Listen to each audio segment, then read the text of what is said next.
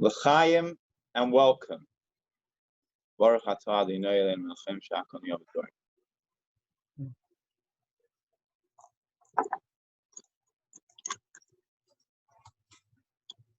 Hi and welcome to tonight's event from wherever you may be joining us, whether in the Hawaiian Islands or from anywhere around the world.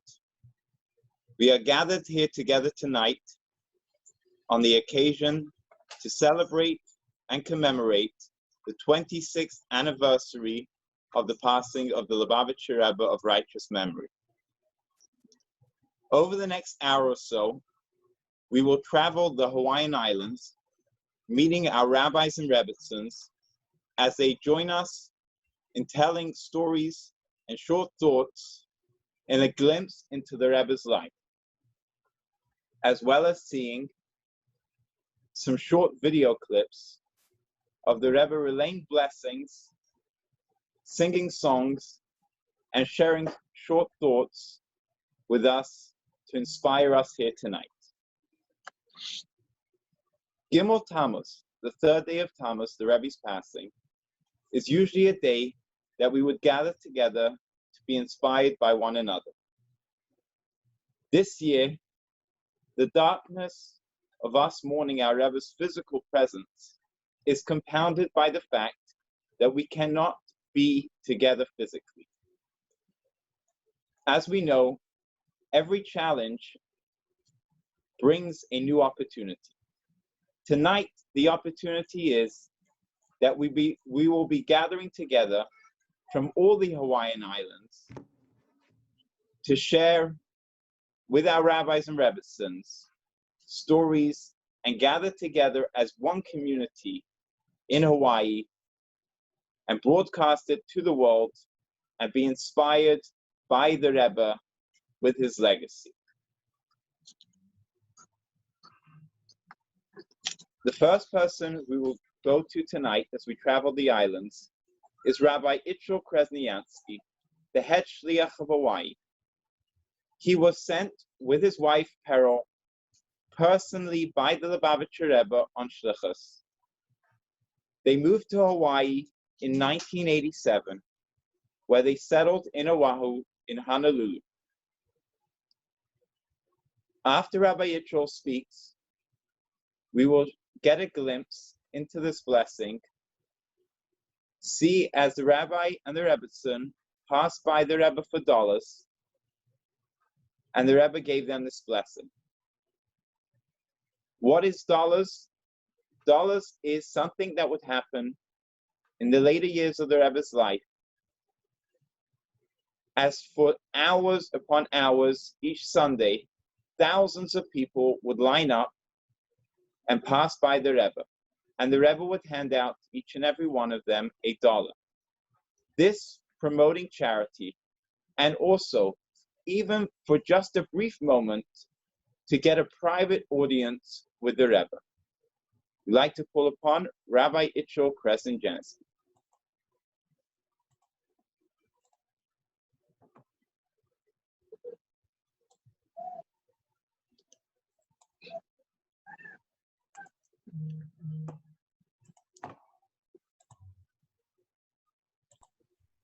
Paula, if I can respectfully ask you, unmute us. Yeah. Okay, now. Are we unmuted? Yes. Okay, thank you. So thank you, Yudi. And thank you, everyone, for joining us. I see we have Kanainohoda 54 participants, 4 minutes into the program. It's really, really nice. And I also want to thank Rabbi Michal and Pearl for putting this together. And this is a first, as Yudi said, this is a first for all of us shluchim from all of the islands, all of the emissaries of the Rebbe on all 4 islands to come together for this program. And in fact, it's a very fitting program for us to come together as we commemorate the Yortzeit of the Rebbe, the anniversary of the passing of the Lubavitcher Rebbe, who passed away 26 years ago. I just want to say a few short words about the Rebbe and the significance of today, of the Rebbe's passing and the anniversary, commemorating the anniversary of the Rebbe's passing. I understand I have 5 minutes to talk, and it's going to be pretty hard to compress in 5 minutes to be able to do justice in portraying and sharing with everyone about the Rebbe's life and the impact that the Rebbe had on all of us, on world Jewry and the world at large.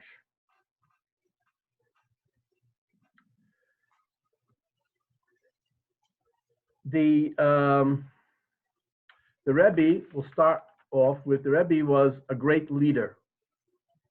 It is one of the great blessings of the Jewish people that we were blessed with great leaders who were called upon throughout history to lead the Jewish people.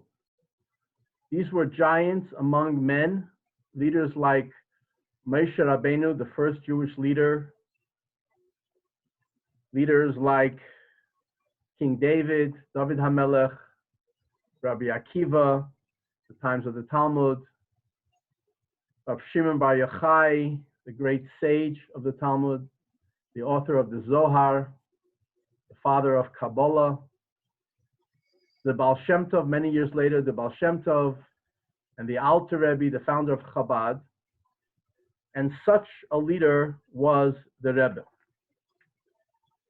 The Rebbe inspired us and a whole generation through his brilliant teachings of Torah, through his deep, deep understanding of the profundity of the teachings of the Torah.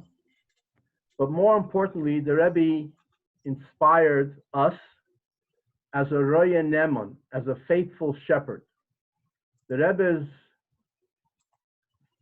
faith and belief in each and every one of us, in the ability that each and every one of us can fully realize our potential, our God-given potential, and play the vital role that Hashem intended for each and every one of us to do.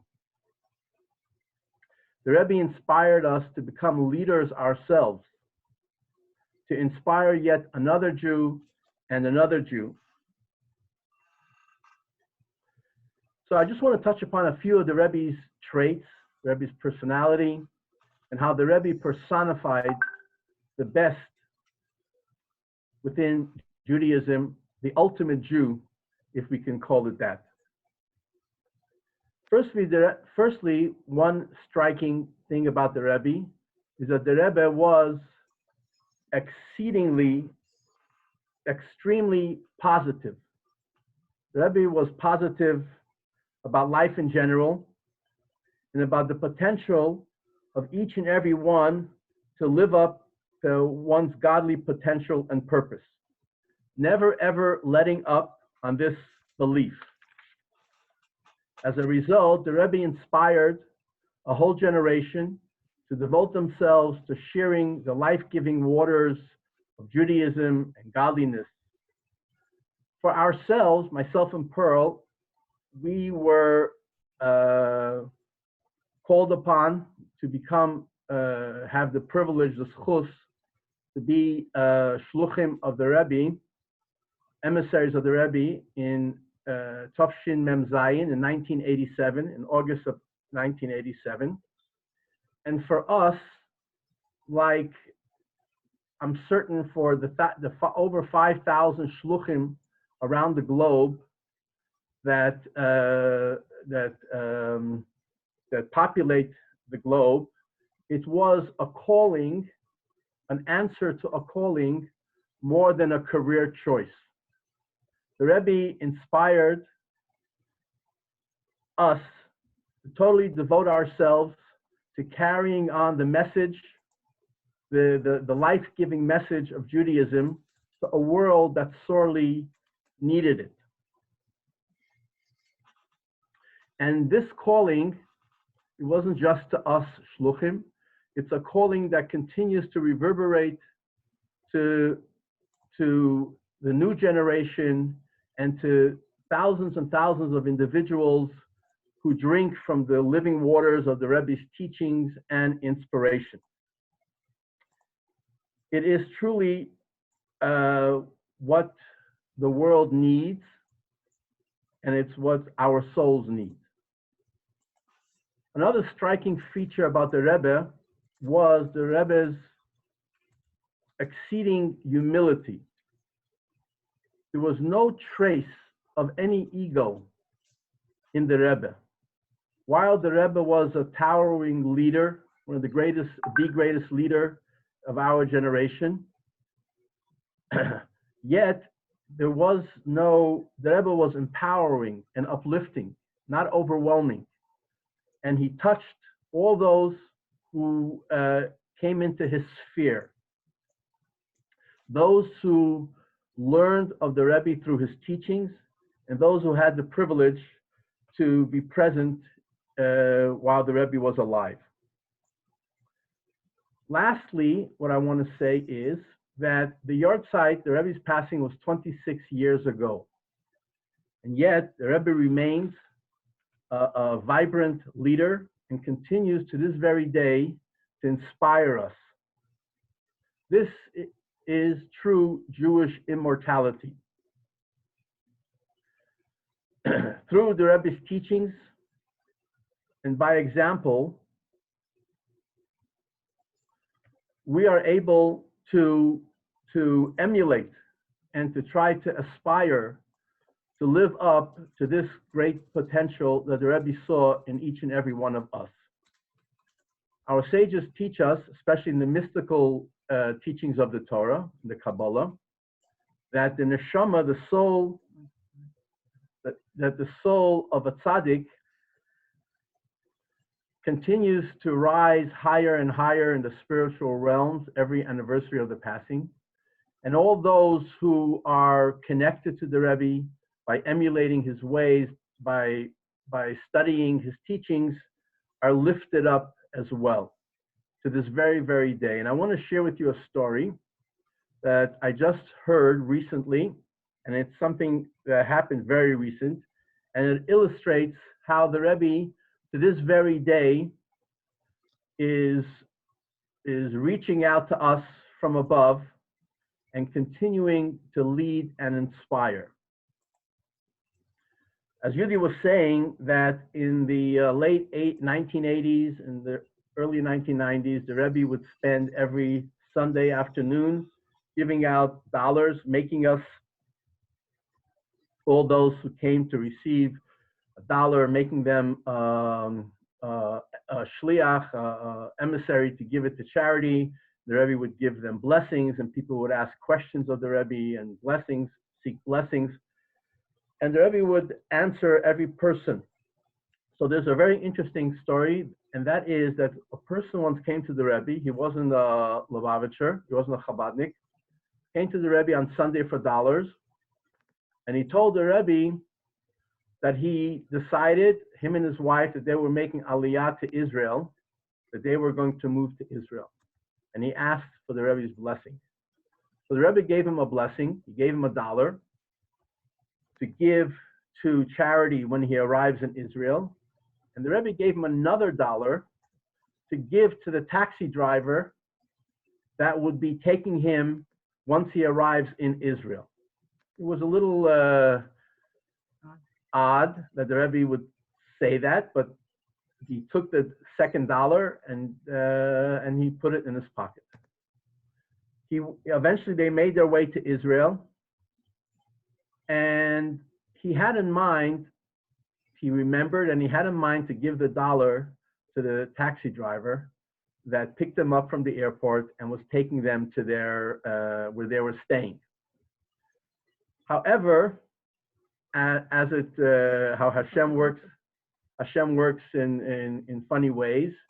The taxi driver was so obnoxious to them and was so unpleasant that he lost total interest in sharing the $1 of the Rebbe with this taxi driver, and he didn't. And the driver left them off, dropped them off at their home, wherever they were staying, and left. Many years passed, and this fellow settled in Israel already for many years. And one day he remembered that he never gave the dollar to a taxi driver like the Rebbe instructed him. So he decided the next time he's going to take a taxi, he is going to give this to the driver and tell them this is from the Rebbe. Now, mind you, the Rebbe had passed away already. This is years after the Rebbe passed away now. So one day he goes into a taxi, and the taxi driver takes him to where he wants to go, and he's so impressed with how pleasant the taxi driver was. He noticed that he wasn't a religious person. He wasn't wearing a kippah or a yarmulke, but he was very respectful and and was talking to the passenger about different things of Judaism. So the passenger, in his mind, decided this is the right person to give the dollar to, and this is who the Rebbe wanted me to give the dollar to. So he pulls the dollar out of his pocket, and he says, I have something for you. He says, what? He said, I have a dollar from the Lubavitcher Rebbe that he gave me many years ago to give to you. And as he said this, the taxi driver nearly got into an accident. He was so taken aback that he nearly crashed the car. And he immediately pulled over to the side, and he said, you have no idea what just happened. He says, what do you mean? He said, over the last several months, I've been trying to grow in my Judaism, become stronger in my Yiddishkeit. But I had some pushback from my family, from my wife, who wasn't so supportive of it. And just today in the morning, she said to me, what do you think with all of this Torah that you're taking upon yourselves? You think the Lubavitcher Rebbe is going to come back alive and give you $1? Wow. And here, you just gave me this dollar. So this just illustrates how the Rebbe, as we all know, lives on and continues to watch over us and to inspire us and to lead us until the coming of Mashiach. Okay, thank you.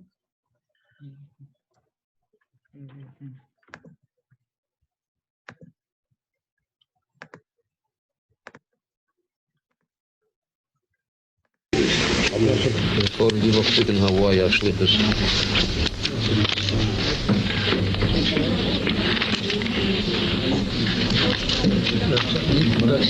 Yeah, for the Freud. In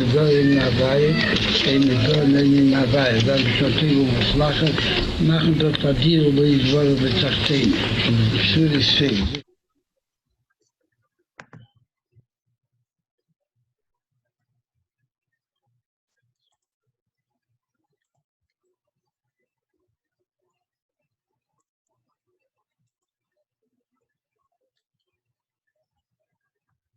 Second, Yudi, I'm gonna.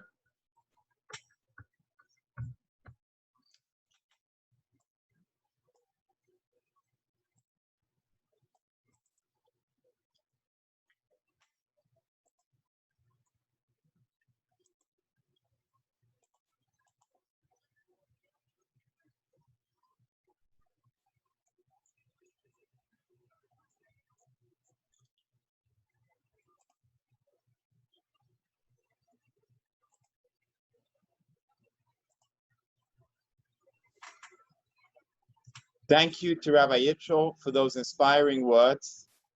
Unlike the other couples where they will go back to back, Rebbetzin Peril will finish off the evening for us. We will now cross over to Kauai, to Rabbi Michal and Rebbetzin Zissel Goldman.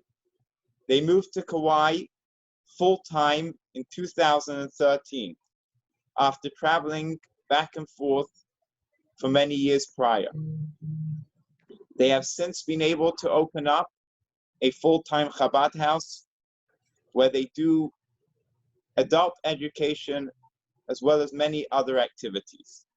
They will be sharing on the topic tonight about the Rebbe seeing each and every person as a diamond.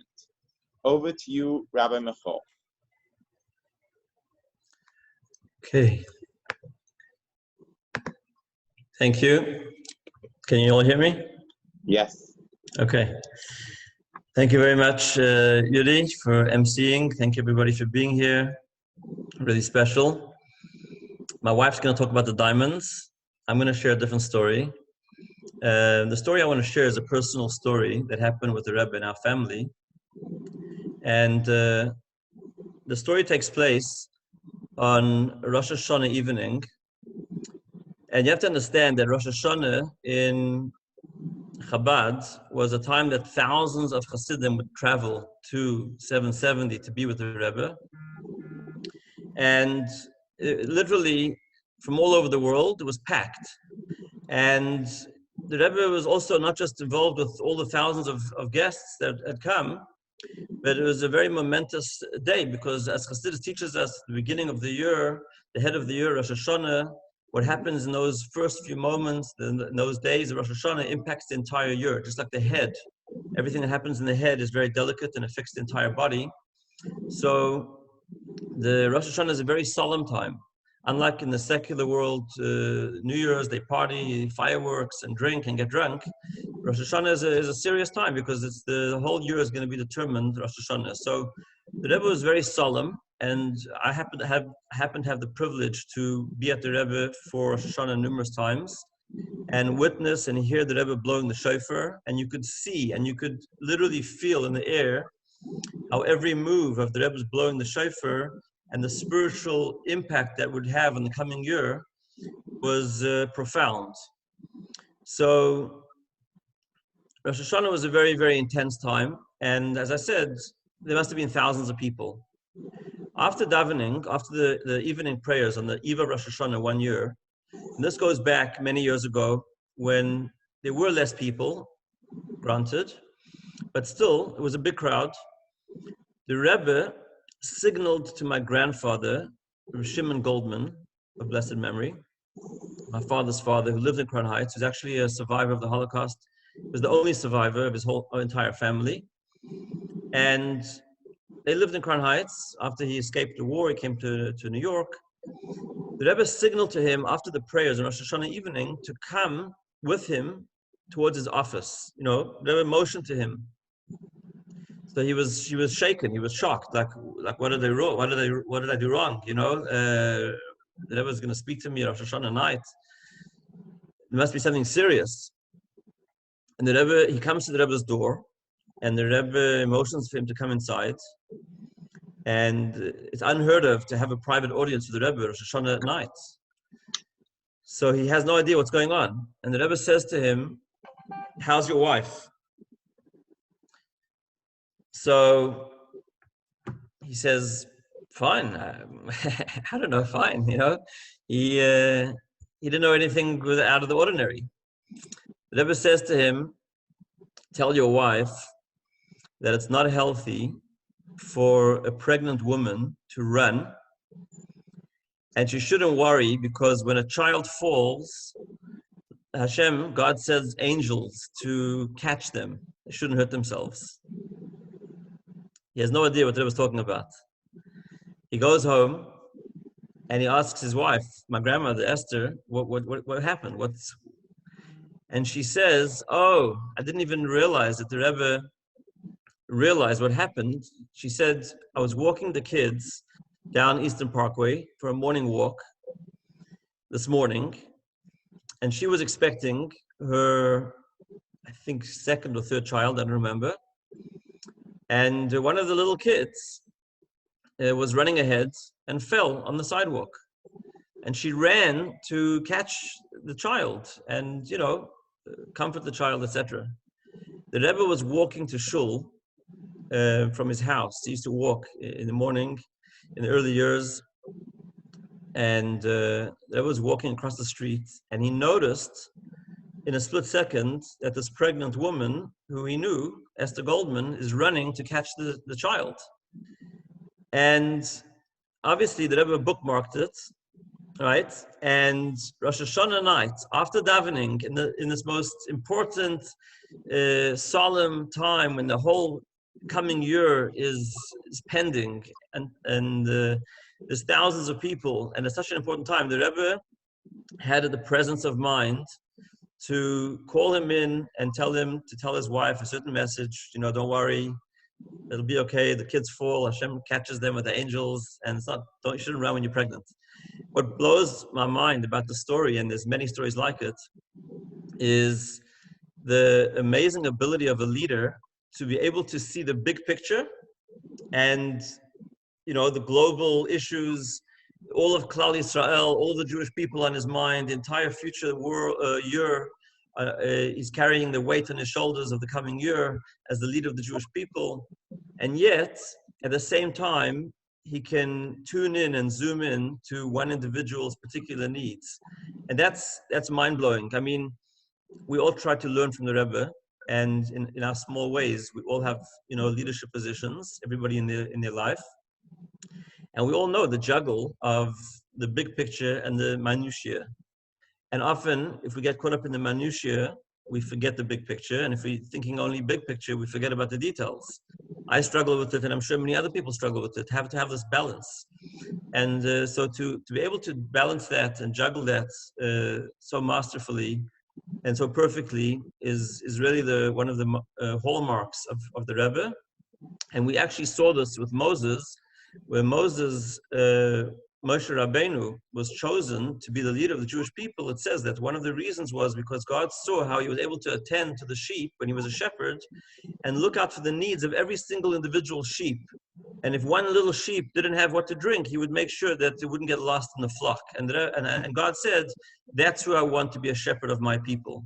So in a similar way as it was with Moses, the Rebbe displayed this amazing ability to remember each and every individual at the same time that he was thinking about all of the Jewish people and all of the entire world.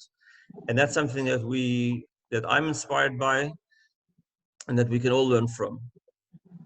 That's my story that I have to share. And thank you for being here. And I'm going to pass on to my wife, Zissel. And in middle of her talk at the end, we'll show the video, a little video clip that highlights the point she wants to make. Let me try and find, here we go.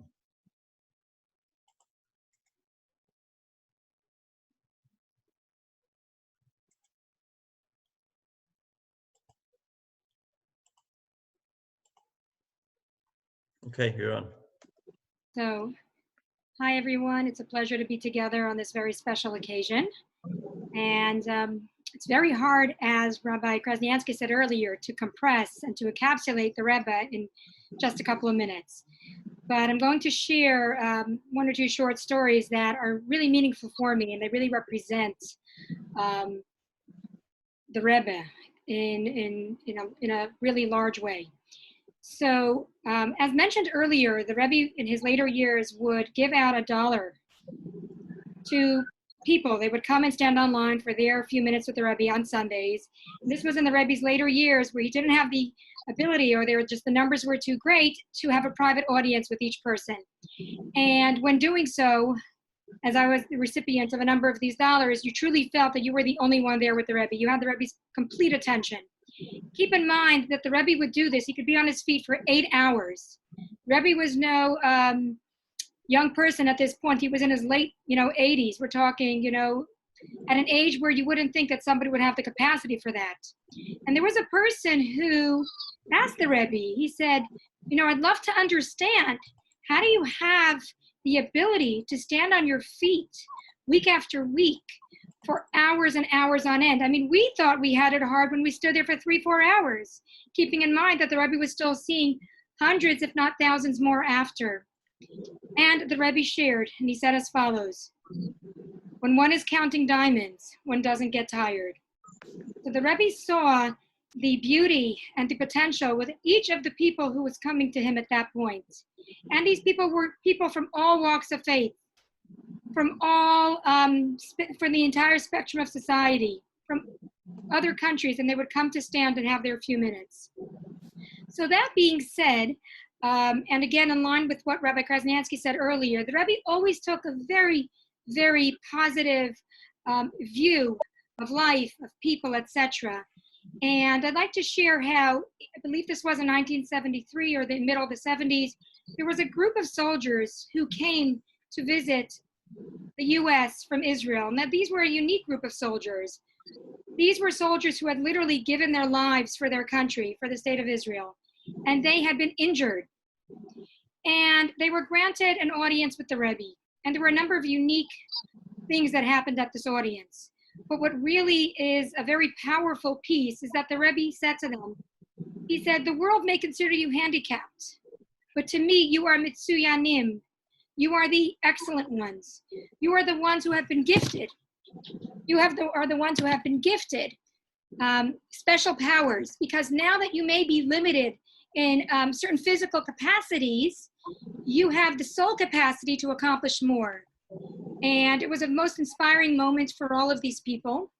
And it hits home in a unique way for me personally. And I'm going to share a personal story that happened to me. It happens to also be the very last time that I saw the Rebbe in person before I went off for my year abroad, post-high school, to Australia. And I will comment that I was there with my mother, who I believe is watching now, the Chabad emissary to Rhode Island, Michla Laufer. And she had with her, we were together with some of my younger siblings. She had a baby with her then, my sister, 4-year-old brother. And then I had my 5-year-old brother who has special needs. He's in the autistic spectrum. Now, this was post the stroke that the Rebbe had had.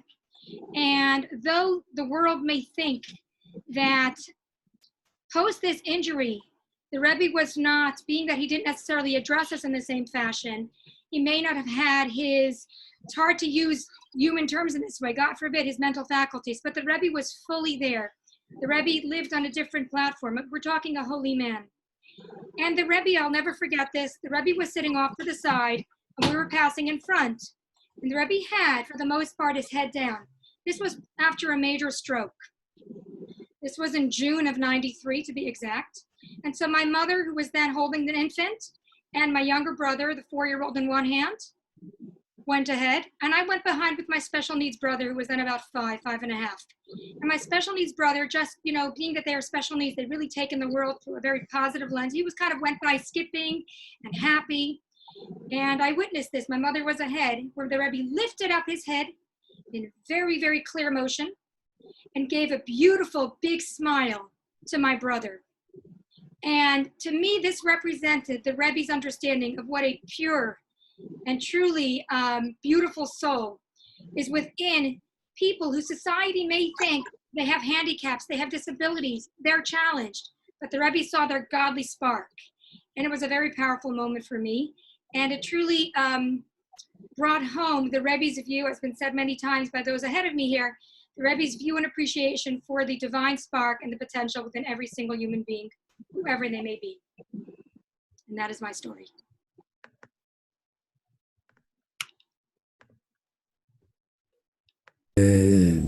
בהתרגשות רבה, אין פה מה לדבר.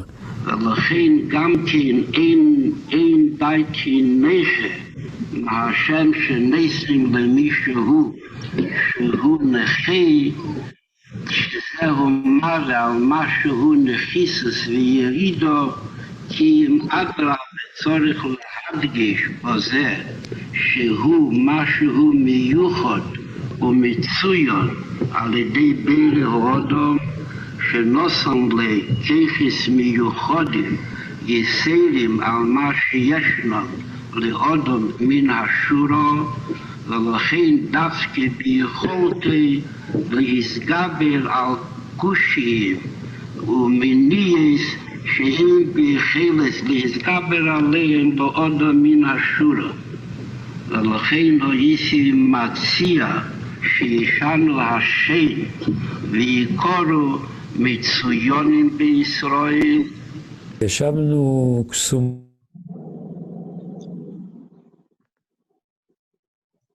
So this is just a clip. Go ahead, you can finish speaking. So this is a clip of the Rebbe addressing that particular group of soldiers. And there's articles and there is actual, continued videos of the reactions of the people who were there. And it was very inspiring and truly uplifting. Thank you to Rabbi Michal and Rebbetzin Zissel Goldman for those inspiring stories and inspiring words. As I said earlier, we're going to travel the islands. In Hawaii, there are 8 islands. The 4 main islands are Oahu, Kauai, Maui, and the Big Island in no specific order. And we are going to go next to the Big Island, to Rabbi Levi and Rebbetzin Frady Garlitsky, who have moved to the Big Island in 2017, and they will be sharing with us their personal family stories with uplifting moments about the Rebbe. Over to you, the Garlitskys.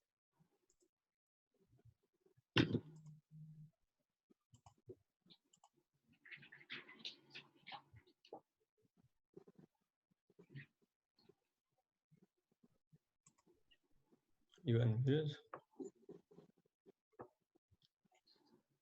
Levi, take it away. No, you're still on mute. Okay, there we go. Okay, now I'm off mute. Thank you very much. King Solomon says a very profound verse. He says, it's better a live dog than a dead lion. As great as a lion is, as the king of all animals, when it is dead, it is more useless than a dog which is still alive, since the dog can still accomplish. In life, there are those that have power and there are those that have influence. The lion does not have any influence, it has a lot of power. As soon as he's dead, there is no more power to the lion. He's useless in that sense. For those that have power, it ceases when they pass away. For those that have influence, many times it actually increases more than when they were alive. If we use some of the famous figures in history, after they pass away, whether it's Abraham Lincoln or others, they have a lot of a greater influence after their passing with their ideas that continue throughout generations than they had from before while they were alive. The Rebbe, what's unique about him is that he didn't have power. He was not in any governmental position. He didn't control an army, but he had influence. His influence was very unique, but it wasn't about doing his own agendas, but he was there to inspire others that they should be doing what they can do best. He believed in each one of us as a separate human being that has a mission, and his goal was to kindle the light, kindle the flame within each of us that we can do what we should be doing.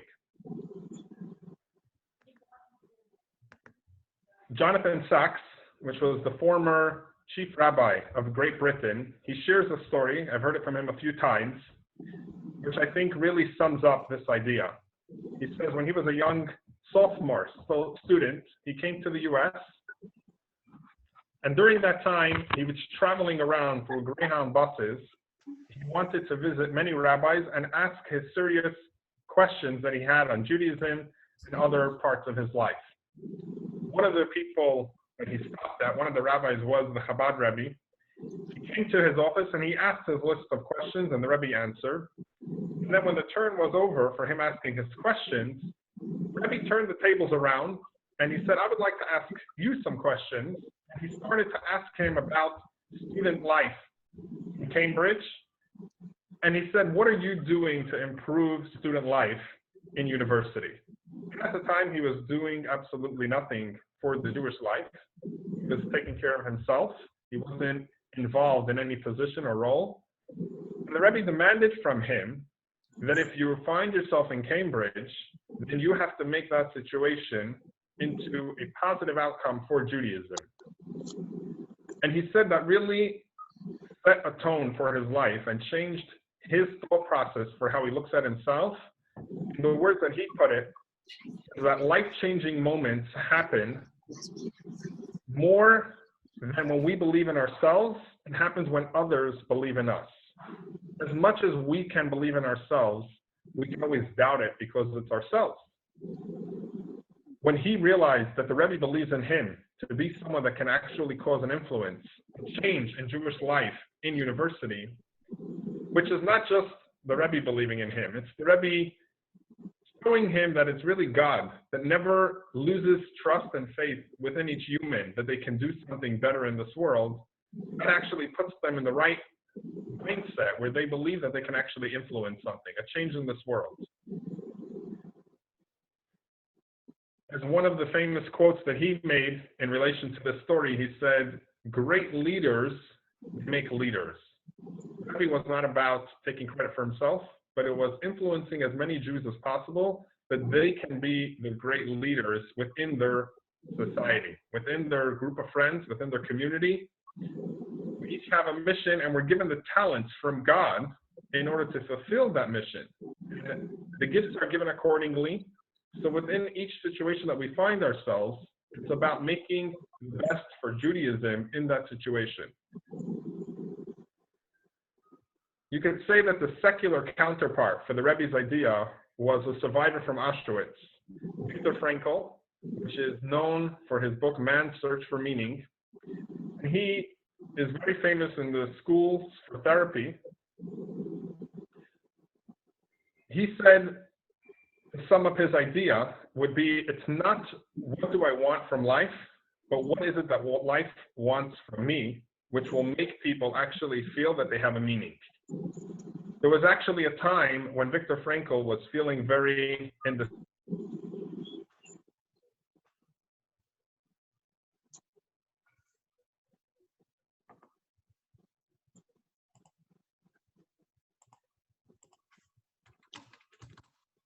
Levi, you have frozen.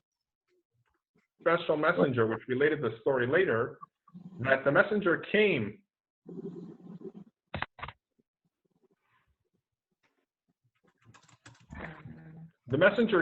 special to Viktor Frankl to tell him that the Rebbe says that he should continue his work, encouraged him to go further, saying, as much as it's not accepted, I believe in what you're doing, and at one point it will be accepted. Which sure enough, today he is very highly regarded.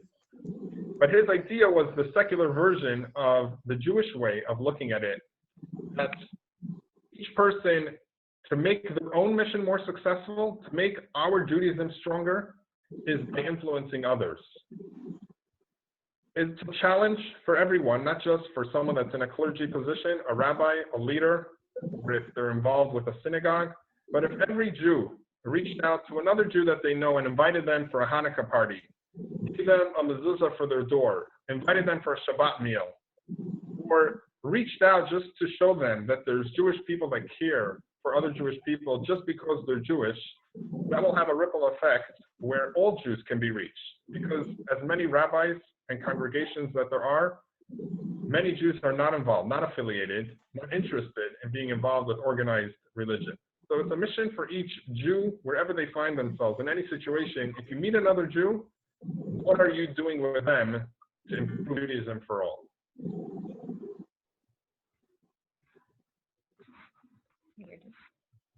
Okay, with that, I'd like to pass it back. Wife.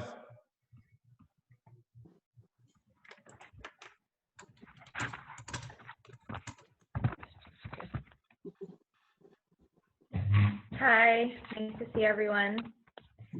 See some old faces and meet some new people.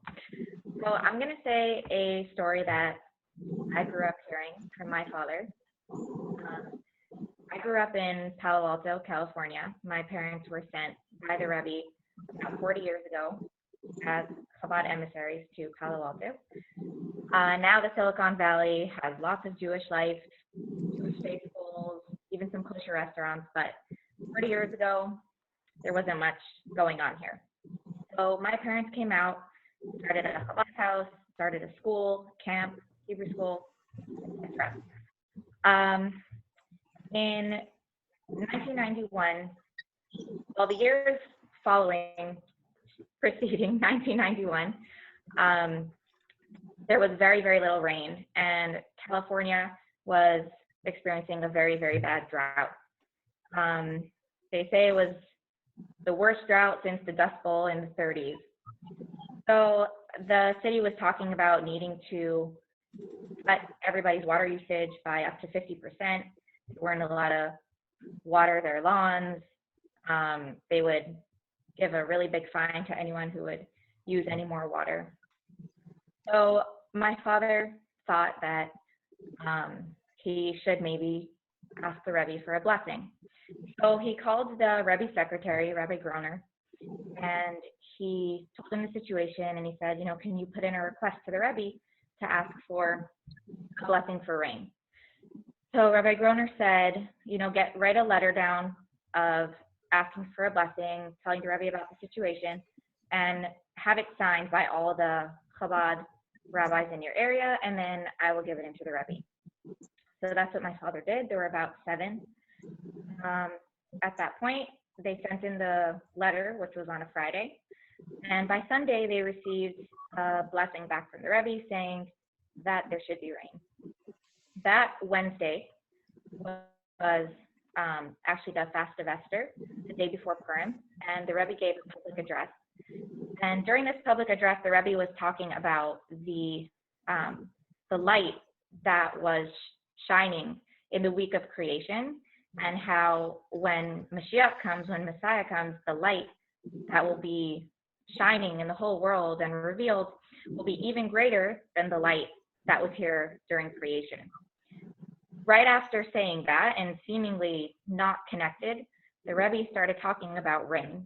And the Rebbe said a small 2 sentences about the numerical value of rain and how now it's hidden, but soon it'll be revealed. This was on the 27th of February. And then right after that, the Rebbe continued talking about the previous subject. When this discourse was written down and published in a book of the Rebbe's works, you can see it, it's still there. Those 2 sentences are in parentheses because they weren't in the flow of the conversation. Really, nobody really understood what the Rebbe was saying at that point and how it connected. But the day after that, February 28th, it started to rain in California, and it rained all through the month of March, didn't stop, and for a total of 40 days. The press was calling it Miracle March, the March Miracle. They said it was a miracle of biblical proportions. And of course, my father knew that this was definitely from the Rebbe's blessing. It surpassed anything that they had could have even dreamt, and they were taken out of the danger that they were facing.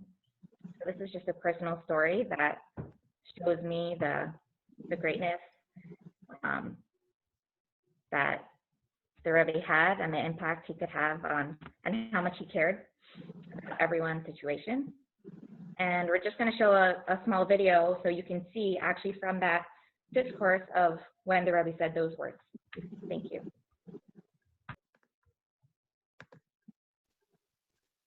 Sind wir verstandig von der Bibel, an der Yeshiva Sayomi mit das Digimatri Geshem, der Fall das Shiva, Pomim Shiva, die Digimatri Geshem, was auch steht das die Remes, und täglich vom Jahr kommt das Begolui.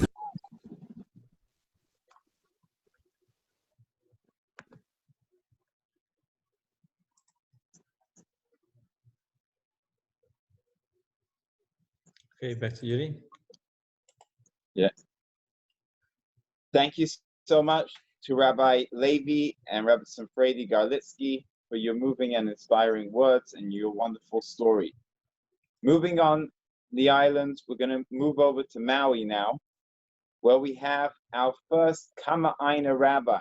For those who are not familiar with the word Kama'aina, if you're joining from outside Hawaii, Kama'aina is that who is local. So we have our rabbi who was born here in the state of Hawaii. The rabbi's first few children were born outside the state. Rabbi Mendy was born here on Oahu and now has become the 2nd generation. And now he even has a 3rd generation, his children, who have been a child recently born in Maui. With his wife, Mushka, who has the tremendous privilege of being the fourth generation of shluchim. Her maternal grandfather, Rabbi Avram Ayar, had even connections with the previous Lubavitcher Rebbe, and his son and his daughter are now coming to Mushka. This is the fourth generation of shluchim. We like to go over to the Krasnianskis in Maui. Hi, Shalom Aleichem. Thank you very much, Yudi. Thank you, Nicole, and my mother, and everyone for arranging this, and thank you everyone for being here. It's truly incredible, just the thought, the notion that from the Big Island spanning Kauai and most of the islands in between, most of the inhabited islands in between, all these Jews are gathering to share together this Torah in honor of the Rebbe. So that's truly powerful if you think about it. So obviously we are gathered here today to discuss the Rebbe, and as King Shlomo HaMelech, King Solomon, says that Tov Yom Hamavis Miyom Hivoldei. In a sense, when a person, the day that they leave this world is even greater than the day that they're born. Because when a person is born, it's just potential. But when a person leaves this world, right, then they're complete, and their whole message is complete. So obviously, on a day like Gimel Tammuz, the Rebbe's Yahrzeit, we focus on what the Rebbe taught us and his mission and his directives. But I am a bit young, not so much younger than the Chabad on the Big Island, but then the rest of the Chabad rabbis, I'm a bit younger. I was born in 1992, and Gimel Tammuz was in 1994. So I was 2 years old, and I don't have many or any conscious memories of life before Gimel Tammuz. And especially even more so, we moved out here to Maui in 2018, 2 years ago. So obviously that was way post Gimel Tammuz, but we believe that not only is the Rebbe's message or teachings or the point that the Rebbe would make is alive, and that's abundantly clear that lives on even stronger than before with all the flourishing Chabad centers and people, probably many more people learning Chassidus today than were in 94, and the Rebbe's teachings and the wellsprings of Torah. But we also believe that as well with that, we believe that the Rebbe is still guiding us. The Rebbe is still here, even though maybe not in the physical sense, but the Rebbe is still showing us the way. And that's how we could call ourselves shluchim, which literally means those who are sent. So you can only be sent if someone is sending you. So we believe that is still active and powerful. Now, the other rabbis and Rebbetzins were saying stories about the Rebbe, but I was just thinking that's a story that happened to us where we felt the Rebbe's guidance. And I'm sure if the other rabbis, if anyone wants to stay on later, all the other Chabad rabbis and Rebbetzins and many other people here could go on ad infinitum with stories how they see the Rebbe in their day-to-day life guiding them. But just one story that I felt was apropos. So this was about a year ago, last year, after Pesach, the holiday of Passover. And we were here for about a year and a half at that point. And Pesach was, a lot of fun. We rented out a restaurant. We had like 100 Jews by a restaurant over the water. And we managed to provide Pesach, Sederim for many more Jews that didn't come. And we were interacted with a lot of Jews. And it's a holiday. It's a festival. It's fun. It's exciting. We had a couple family members come to visit us and people come to help. It was very active and exciting. This was in April, and the next month, May, is a lot quieter. There's no holidays. Everyone had gone back home, and it was just us here. Just a quieter month. May, a couple weeks after. I don't remember exactly when it was, and I can't recall the exact reason, but I was kind of feeling down. As everyone has a narrative in their head when sometimes they're not feeling amazing. Why are we expending our energy here with all its hardships, etc. And we could be doing other things, and not necessarily the most positive train of thought. Why are we even doing this whole shlichus thing? I don't remember exactly what was making me all despondent, but that's how I woke up that morning. And we were making we are on the south side. We are on Kihei in Maui, and I make a minyan sometimes on Lahaina, which is about an hour drive there. And I went there, and at a long drive, it's kind of just rolled out of bed, wasn't too happy, and this was kind of my train of thought. And then I get there to the minyan, and although maybe 10 people said they were coming, it was just me and one or two other guys. And I was even less excited. And the drive back home, those who know, from Kiev to Lahaina is a one-lane highway. So if it takes an hour the way there, it usually takes like 2 hours the way back with midday traffic, etc. And I wasn't in the best of moods, and I was wondering, why are we doing this? And so as I'm getting into my car that was parked on Front Street, so generally, because we look a little different, the non-Jewish people will look at me like I fell from the moon, and the Jews will assiduously avoid eye contact because, what does this rabbi want from me? But this guy who, I guess you'd say, didn't have the classic Jewish look. He looked, he had like covered from head to toe in tattoos and piercings and whatnot, but he's like, hey, aloha. And we started speaking, and he said shalom or whatnot. And so I asked him if he's Jewish. So he said he is not Jewish, but his great-grandparents converted from Judaism to baptism because I believe they lived in the deep south and they did not want to stick out. And the reason why I put in quotations, right, because in Judaism it's a one-way track. You can only go in, you can't go out, you can't convert out of Judaism. And I asked him which one of his grandparents was this, and he told me it was his mother's mother's mother, right? And since Judaism is matrilineal, that means he is Jewish. So I told him he's Jewish, and I asked him, if he's ever put on tefillin before, that Jewish men put on, which is usually associated with the bar mitzvah. So we put it on, and it was as though he had his bar mitzvah, and we danced around, and it was very nice. And I got back in the car and, feel good for a couple minutes, but then resumed not feeling, this negative train of thought that I was having in my head. And my phone dinged, but being the conscientious driver I am, I waited an hour and a half till I got home. And when I got home, I pulled out my phone, and there's these different WhatsApp groups and whatnot that they send out a daily video of the Rebbe.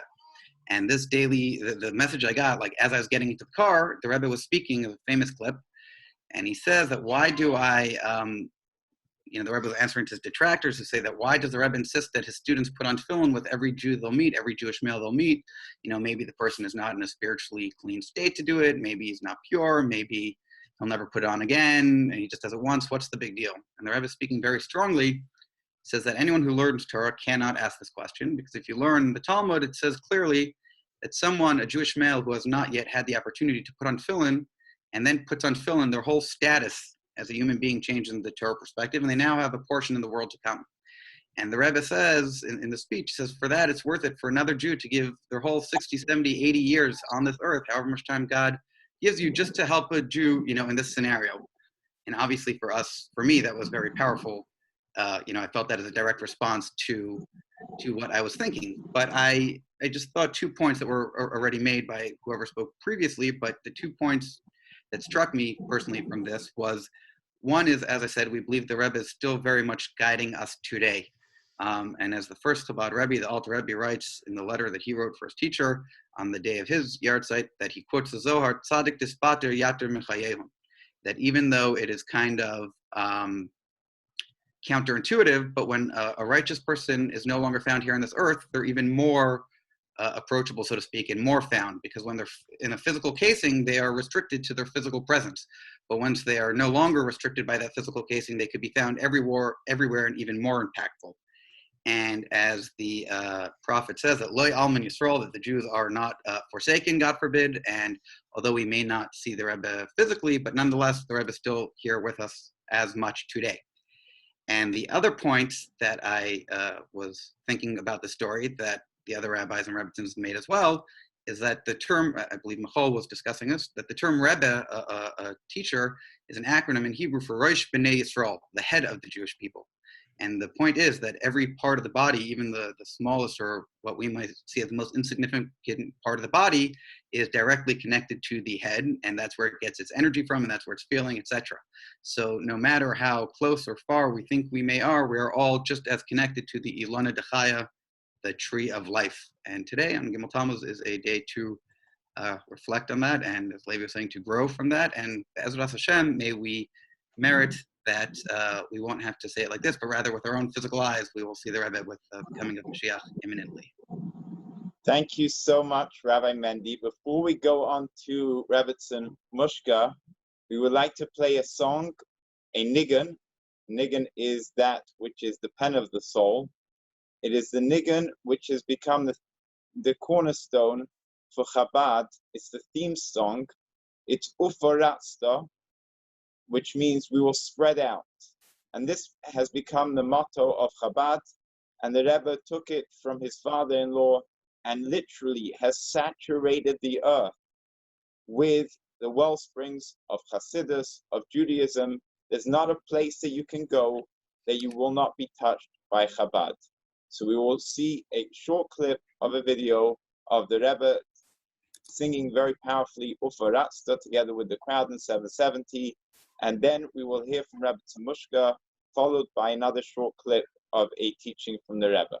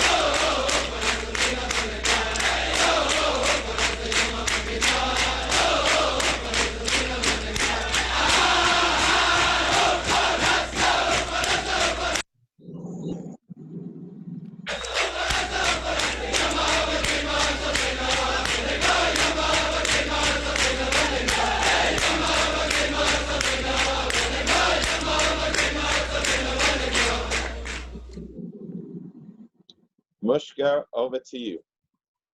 Okay. Hello, everyone. So I wanted to, like Mendy said, I was born a few months before the Rebbe passed away. So I do have stories that I grew up with, but I just recently read a story that really moved me. So I wanted to share it here. Zissel and Kawai mentioned the Rebbe's talk to the soldiers who were wounded, handicapped for life. And I actually, this story is a first person account, sort of zooming in, pun intended, to one of the stories of one of these soldiers.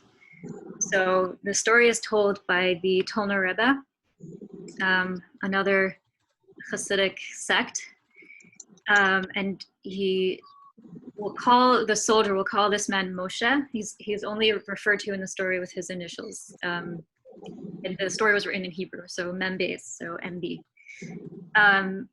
He was an exceptional student growing up in Israel in the yeshiva of Tolna, and he excelled in all his studies and was well known for his brains.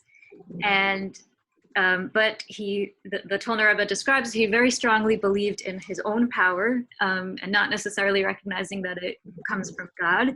And after finishing yeshiva, he went to the army and he completely left the observant path of Judaism. He became a commander in special forces, and to give credibility to the story, he stayed in contact from time to time with the Tolner Rebbe, with his teacher. So he became a commander in the special forces, and he fought in the Yom Kippur War. He was wounded, and so badly that he had both his legs amputated. And he was, obviously honored and decorated for his sacrifice, but the Tolner Rebbe describes that it's impossible to properly describe how broken he was. He would stay at home. He was embarrassed to leave home in a wheelchair.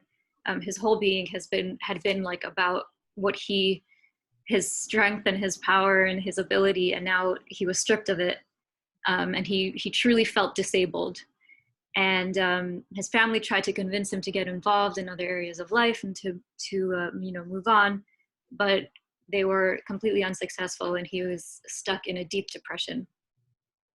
One day, the Tolner Rebbe gets a call from Moshe, from this man, and he says, "You'll never guess where I'm going. This organization called Chabad they're arranging this trip for soldiers who were wounded in service, and they asked me to join, and I'm going to go." And so the Tolner Rebbe said, "Just do me a favor, make sure to remember every detail and tell me what happens." And his wife and family were all overjoyed, and they were hoping that this would finally be something that could help him. So, and indeed, when he returned from Brooklyn, he told his old teacher everything. So here is his first-person account. So we got to 770, the Rebbe's shul, and he said, I was trying to prepare myself, and I was like, what am I gonna say to the Rebbe already? That I was very smart, that I was a Talmid Chacham. I kept trying to catch his eye while the Rebbe was speaking, and I was looking for one thing. I wanted to see from his eyes, would he empathize with my pain or not? And I would be able to feel it. So today, everyone pities me, and I feel today, he said, this Moshe, this person, I was the smartest, brightest, the strongest. I was an excellent football and basketball player. And today, everyone pities me. And I have no reason to continue living. I'm zero. And this was the track. He said that he writes in Hebrew, Ani ochelet zeh kol yom, I was eating this every day. This was what was sustaining, for lack of a better word, him day to day, these words. I'm zero now. So could the Rebbe identify with this pain? I didn't want pity, but I also could not accept anything that he was saying without knowing if he truly felt my pain. So while addressing us all, the Rebbe turned his blue eyes on me many times, as if to say, you want to know what's inside me? Here, take it, look into my eyes. Like he could feel this challenge that was coming from him. And I saw, Moshe says, I saw that he wasn't speaking from a pitying or a removed place, but it wasn't enough for me. And I decided while I'm sitting there that I am a grandchild of the Nitziv Milozhin, who was a Lithuanian scholar, one of the greatest of his time. And so I can ask for more. Like coming from my great lineage, I can ask for more. So he asked, there was a chassid, a student of the Rebbe, who was pushing him in his wheelchair, who was helping him. So he said, when the Rebbe finishes speaking and he starts to walk out, I want you to put me in the Rebbe's path so I can speak to him. And the chassid was not interested in doing that. He felt that it would be, rude and out of place, and he was embarrassed. But Moshe says, I'm a very stubborn person, and I insisted. And as we were arguing over this, the Rebbe finished speaking and noticed what was happening between us. And then I convinced the chassid to push me out, and then the Rebbe came toward me to meet me. So the chassid backed away, and I said to the Rebbe, I'm Moshe. And the Rebbe said, oh, you're the grandson of the Nitziv Milozhin. The Rebbe knew who he was somehow. And he said to the Rebbe, I once was very studious in yeshiva, and now I left it all. And the Rebbe leaned over and he asked in a very simple way, was it before this or after? And Reb Moshe says that the Rebbe didn't need to explain what this was, and he was struck by how in his gentle sensitivity, he didn't want to say your injury. Was it before your injury? So as not to further wound him. And so he answered, it was before this. It was before I got injured in war that I left Judaism, that I left the observant path. And then Moshe says, I burst into tears. And I don't know why. All of a sudden, I just felt this huge remorse. Why really did I leave it all? And I felt really bad for leaving that life behind. And he says, I was looking all around in the Hasidim, people were getting uncomfortable. I'm sitting there crying. And the Rebbe wasn't upset by my tears. He placed his hands on my head as if he was leaning on me and said, grandchild of the Nitziv Milozhin, your whole future is ahead of you. And Moshe says, I didn't move a muscle or break eye contact the whole time. And then something happened which shook my soul. The Rebbe took 2 steps forward, past me, and then turned back to me and all the Hasidim who were gathered around us. And he waved his arms, as we saw in the video before, with the Rebbe singing this powerful motion of uplifting. He waved his arms with this essence of joy, and everybody burst into song. And then he returned to his room. So he says he returned to Israel a changed man. He returned to total observance of Torah and mitzvahs. And today, at least when the story was written, I'm not sure about actual today, he lives in Johannesburg and was the principal of a large yeshiva for Torah study. And this is what he says. He says, when he tells this story, he says, you know what really took me, what grabbed me more than anything? It was when the Rebbe stood before me and placed his hand on my head. And it was as if he passed to me through my hair, that he was crying with me, that he was wounded with me, as if he had lost his own legs together with me. I felt at that moment that I was the only one in the world with him. And then when he waved his arms with such joy after that, how he got it into my head and into my heart that I'm not lost, that the future is ahead of me, that I am without legs, but I can still live with happiness and joy. So the Rebbe of Tolna concludes that there's a lot of meaning and lessons that can be taken from the story. But what is especially highlighted is this beautiful symbiosis, or like this perfection in the unity of these 2 opposite things that occurred. One is the Rebbe's real true empathy with the day-to-day pain of this man. And at the same time, or after that, the hope and faith for the future. And this combination is what can really release someone from depression, from their limitations. And that's why it resonated so much for him. Because of this deep and true empathy, he was able to really transform his life into something of joy and goodness. So I share this story because if I had to choose one gift to share that the Rebbe gave to us to highlight, it would be this empathy for humanity, and also this real deep knowledge of our potential, and how good we really can be, and how much our life can turn around and just be an incredible one. And also, if there's one trait that I would want to emulate, work on emulating for the rest of my life, it would be this also, empathy and presence, seeing the joyous future and potential in ourselves and in everybody. Thank you. Wow, Mushka, thank you so much. That's a very, very powerful story, and thank you for sharing that with us tonight. The next video clip we are about to see is the Rebbe talking about solar power, which is in 1981, showing that the Rebbe was way ahead of his times. The Rebbe's knowledge in science and being able to impact the world in a good way, even in materialism. We will now watch the clip.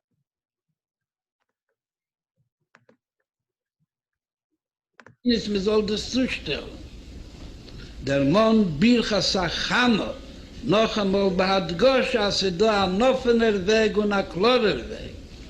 Das, was man schon angeheben bekam, Medina ist echt bei Medina so, in einer Nähe von Kotnische Biktani, in einer Nähe von Zeir Ampin Legamre. Es nutzen die ein Nister nach Hamosse, der Chamo, die Hitz, die Warmkeit von der Sonne. Es nutzen das, da soll werden eine Treibkraft, da soll zustellen. Die Energie, die Meeres, was wir darf haben, von vielen mit den Jonischen, Bote Charesches, wie kann Jesus das sagen. Aber das hat die Medina in Dorem Medina. Bishufi Gode, Bejese, der Chamosse, von dem Chemesh, der Hitz von der Sonne, und sie ist im ganzen Dover Achi kalt, aber so können bringen, was sie dort beschaffen werden, durch der Hammer von dem Shemesh, durch der Hitz und die Karne Hammer, a Fieber bringen sie bechol Katze Hamedina.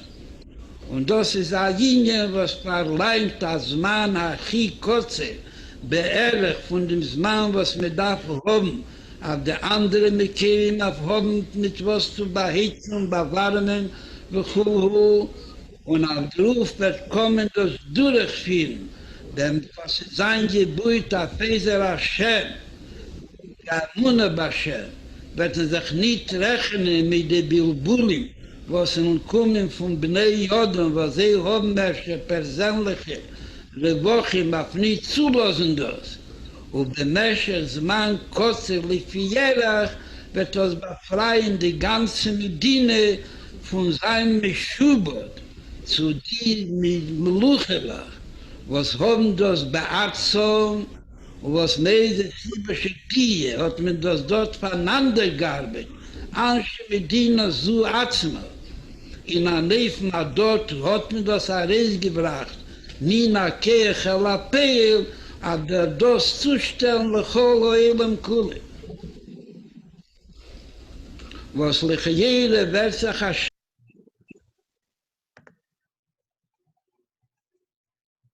Achrein Chaviv.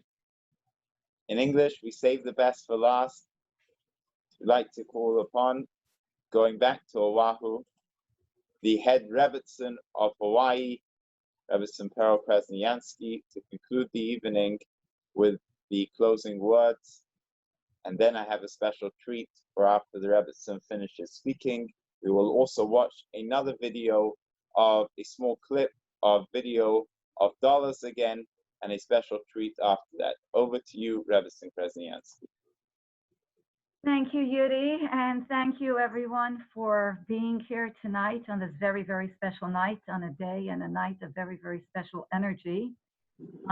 Thank you, as my husband mentioned earlier, to Michal for spearheading this project. Thank you to all the rabbis and Rebbetzins on all the islands who shared such heartfelt words and beautiful stories.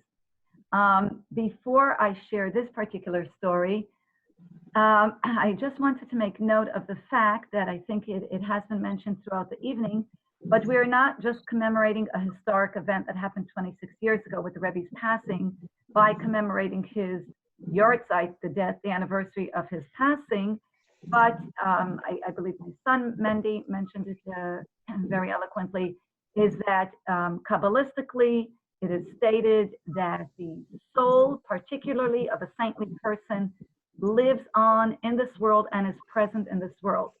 So the Rebbe is still here with us spiritually, as my husband also said that in the beginning. The Rebbe is here with us, the Rebbe guides us, the Rebbe continues to be connected to every single one who connects to him. And interestingly enough, my story is going to be the third one tonight that has to do with Israeli soldiers. None of us coordinated what we were going to say, and maybe that's a reflection of the Rebbe's passionate love and concern for Israel and all its inhabitants. Okay, so the story goes like this. There's a rabbi in Chicago, his name is Rabbi Levi Bucket, and he was going to shul one morning, and as he's settling himself in for morning prayers for Shacharit, an elderly man, a very distinguished looking man, walks in with a younger man who apparently turns out, they find out later, is his bodyguard. And this man says to Rabbi Bucket in flawless English, but with a trace of an Israeli accent, he says, "Today is my mother's yahrzeit." Also not an observant man, clearly walked in without a kippah, etc. "Today's my mother's yahrzeit. Can I come in and say Kaddish for my mother?" The prayer that we say for our deceased parents. And Rabbi Bucket said, "Of course, come on in." He asked this elderly man if he would like to wrap tefillin, as again, my son Mendy pointed out before, that was something that the Rebbe highly encouraged every Jewish male over 13 years old to do. And the older man agreed, and the younger man did not. So the older man put on tefillin, they daven shachris, they say the morning prayers, shacharit, and Rabbi Bucket notices the man is very punctilious about saying Kaddish every time. And they finished davening. After davening, this gentleman comes over to Rabbi Bucket, and he says, I have a story about your Rebbe, the Lubavitcher Rebbe. Would you like to hear it? And Rabbi Bucket says, sure. And the older man says, it doesn't say his name throughout the story, his name is not written. The older man says, can we please go to a more private spot? I'd rather not do it out here in the open in the shul. And Rabbi Bucket says, no problem. They go to a side room, a smaller room on the side. And the older man starts speaking. He says, I was a high-ranking general in the Yom Kippur War, in the 1973 war. There were 150 soldiers in my battalion under my command. And we suffered heavy, heavy losses during that war. As a matter of fact, we were ambushed at one point, and 32 of my soldiers were killed and many more were wounded. After the war, I took this older man, the general, is speaking to Rabbi Bucket, saying this. He says, after the war, I took this very much to heart, and I became very, very depressed about it, almost suicidal, to the point where I actually tried to take my own life, because I felt deeply the responsibility of having the soldiers under my command and all those that were killed and wounded. Additionally, after the war, the general says, I kept in touch with every single family, every widow, every parent, every sibling of both the killed and the wounded soldiers. On a day-to-day basis, I was in touch with all of them. One day, he continues, I get a call from Washington. The high level, I don't know if it was the State Department or some high level office in Washington in the American government, was convening a meeting, maybe to dissect and do analysis on the Yom Kippur War. And as a high ranking general, I was invited to this meeting. Fine. A little while later, a day or two later, I get a call from a man called Mr. Maidanchik. Rav Maidanchik happened to be the mayor of Kfar Chabad, a Chabad village in Israel, near Tel Aviv. He also was in civilian life. He had a regular job. I think he worked in the National Train Service, train station. But on the side, he was extremely well connected to many, many government officials, Israeli government officials. Apparently, he would go and he would put on tefillin with them. On Purim, he would bring them mishloach manot. He would bring them a Purim gift. On Pesach, he would bring them a matzah. So he was very, very well connected with a lot of government officials, including this high-ranking general. And he tells the general on the phone like this. He says, I hear you're going to Washington. And the general says, how did you hear? It's a top secret meeting. How do you know about it? And Rabbi Maidanchik never explained. And he says, you're going to Washington. Let me make a suggestion. Washington is a hop, skip, and jump away from New York. Why don't you go and see the Lubavitcher Rebbe? And the general says, what? You know, I'm not religious. I'm not a chassid. What do I have to do with the Lubavitcher Rebbe? And Rabbi Maidanchik says, look, we're friends. I know where you're at. I know you're depressed. I know you're depressed where you're practically suicidal and you have really, really taken to heart the losses of your soldiers. Go talk to the Rebbe. People from all walks of life go to the Rebbe and maybe he can assuage some of your pain. And so he was convinced. And while it takes months and months to get an appointment with the Rebbe, this Reb Maidanchik was able to get him an appointment fairly quickly. And the Rebbe would see people only at night. During the day, he was busy. Many oftentimes through the wee hours of the morning, sometimes throughout the entire night, people would stand, there would be lines, and people would wait just to have a few moments with the Rebbe. So the general tells Rabbi Bucket, and I flew to New York after my meeting in Washington, and I went in and I went to see the Rebbe. And I spoke to him, the Rebbe questioned me, and I spoke to him about the war. And he said it was incredible, as many military leaders, both before and after this general, have remarked. The Rebbe spoke with a general, like as a general, to a doctor, as a medical professional, etc. So he said it was as if the Rebbe was there. He asked us, why did we take this route? And why didn't we use this strategy? And why did we do this? And the Rebbe totally dissected the war with me. He said, and he cried with me over the losses. We were both crying, he says. And then at the end, he confides to the Rebbe his personal feelings and tells them how broken and devastated he is over the loss of his 32 soldiers and the injured. And the Rebbe gently interrupts and he says, again, we don't know his name, Mr. General. The Rebbe says, I'm sorry, but it's not 32 soldiers, it's 34. And the general answers, excuse me, honored Rabbi of Lubavitch, I'm in touch with the soldiers and their families every single day. I know that it's 32 soldiers. And once again, very gently, the Rebbe firmly, gently but firmly, interrupts the general and says, it's 34 soldiers that were killed in action, that were killed during the battle. And the general continues on with his story. He doesn't tell Rabbi Bucket exactly what the Rebbe told him, but he did say that he walked out with a much lighter heart. The general comes back to Israel, once again resumes his contact with the families, and he finds out, to his chagrin, that while he was away in America, 2 of the wounded soldiers succumbed to their wounds. And indeed, it was 34 soldiers, right now, the count of those that had passed away. He was stunned. A few months later, he's invited to another round of talks with high-level government officials in Washington. This time, he did not need Maidanchik to persuade him, and by himself, he made an appointment to go see the Rebbe in New York. And after his official meetings were concluded, once again, he flew to New York and he met with the Rebbe. And he spent a long time. He spent about an hour. He said the first time about an hour and a half, the second time about an hour. When usually, so many people were waiting for the Rebbe's attention, you were lucky if you got a few minutes. And towards the end of the talk, he turns to the Rebbe and he apologizes for his chutzpah. And he says, Rebbe of Lubavitch, when I came back to Israel, I found out indeed that it was 34 soldiers that had passed on. But let me ask you, I'm in touch with the soldiers every single day on a day-to-day basis. And I did not know that there were 34 soldiers. I knew of 32. How is it that you, sitting here in New York, you knew that there were 34 soldiers that died as a result, in my battalion, that died as a result of the Yom Kippur War? And the Rebbe paused for a moment. He was quiet. And he said something that really takes some time to process.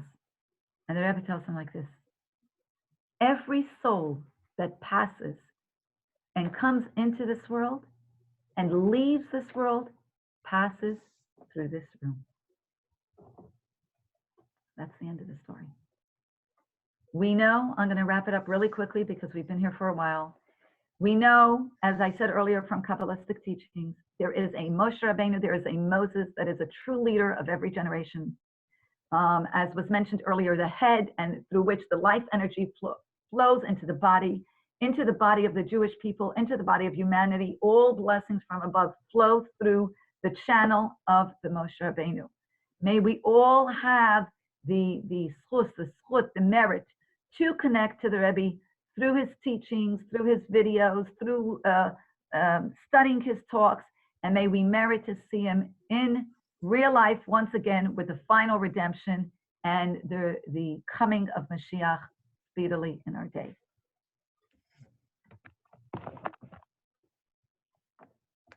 The end. Back to you, Yudi. Dr. Story is a major supporter of Chabad in Hawaii. It's coming to much bless you to go from strength to strength in Parnasse and from strength to strength in spreading Yiddishkeit around you. That's for a special bracha to have good news, good health. I have a question, President, and bracha, because I've been in business for a long time and I've been the head of the Jewish community in Hawaii. Now I'm losing money, the house and businesses, and I want to have bracha from you to have atzlacha, so I can do a lot for Jewish causes. I always didn't. It will be a good thing to check your tefillin and mezuzahs, that all of them will be kosher, and that will bring additional success in all your activities. Should I also stay in Hawaii or go back to Israel? Should I stay in Hawaii or back to Israel? If you are now living in Hawaii, then you'll continue to spread Yiddishkeit in Hawaii. And that's so there are many Jews who spread Yiddishkeit. In Hawaii, very few. You have good news and truly stays.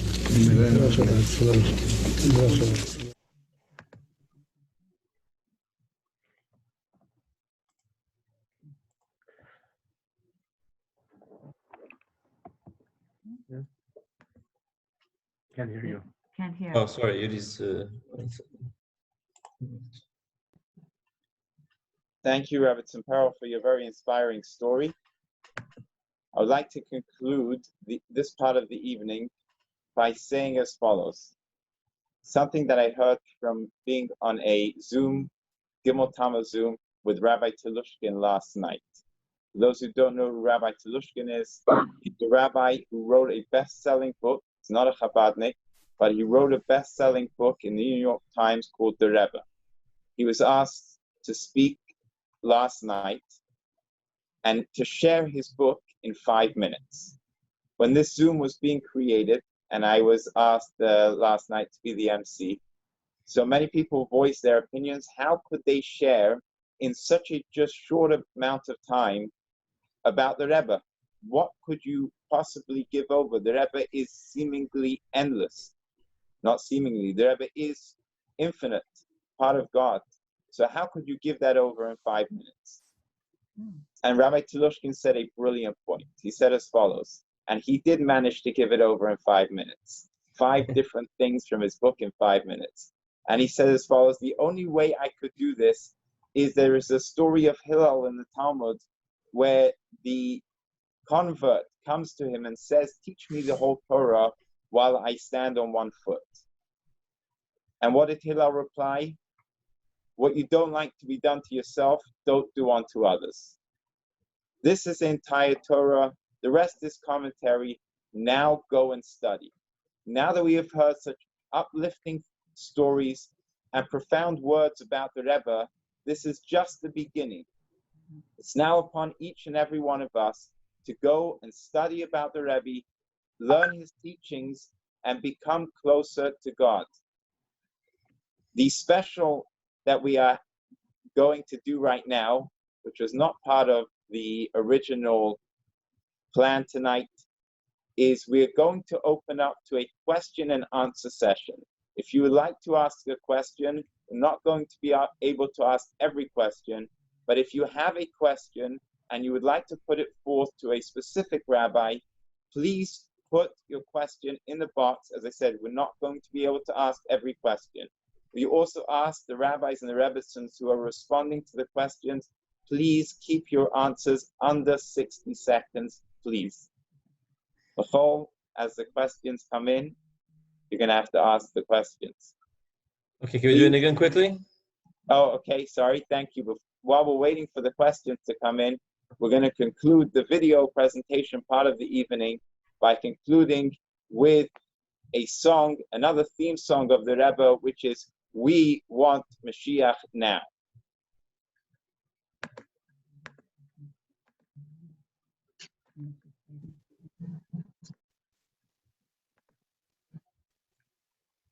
I want to tell the Rebbe the words of the new song that we're singing with Mashiach, right? So I'm just going to read him. Am Yisrael, have no fear. Mashiach will be here this year. We want Mashiach now. We don't want to wait. Okay? We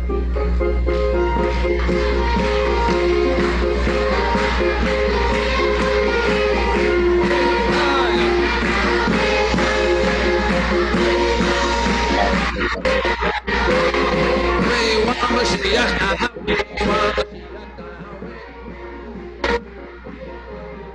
Oh yeah, Yisrael have no fear, Mashiach will be here this year. Yisrael have no fear, Mashiach will be here this year. And we want Mashiach now, we want Mashiach now, we don't want to wait. We want Mashiach now, Mashiach now, we don't want to wait. And Yisrael have no fear, Mashiach will be here this year.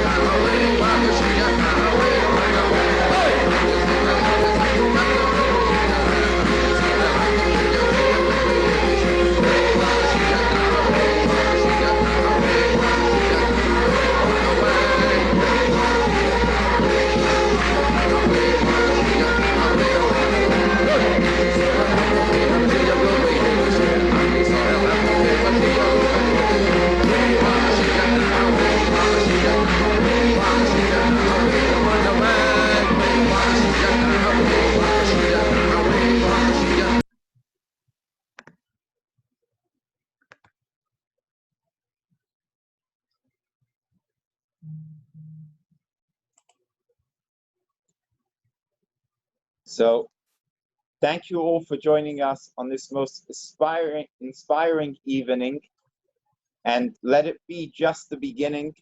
Tonight is the beginning of the Rebbe's yard site, Gimel Tammuz. As we know, the night comes before the day. So you have websites that you can visit, your local Chabad website or Chabad.org, and you will see a tremendous amount available about Gimel Tammuz, what are the customs on Gimel Tammuz, and it's tremendously recommended that one take this opportunity of this holy day to write a letter to the Rebbe, and this is an opportunity that is every day, but specifically on this very holy day, to write about all your needs in life. And God knows specifically with this pandemic out there and everything that's going on in the world, plenty of people have what to write about. Take the opportunity and do so. Michal, I'm going to turn it over to you. It seems that one or two questions have come in. Please ask them to the correct rabbi or rebbetzin.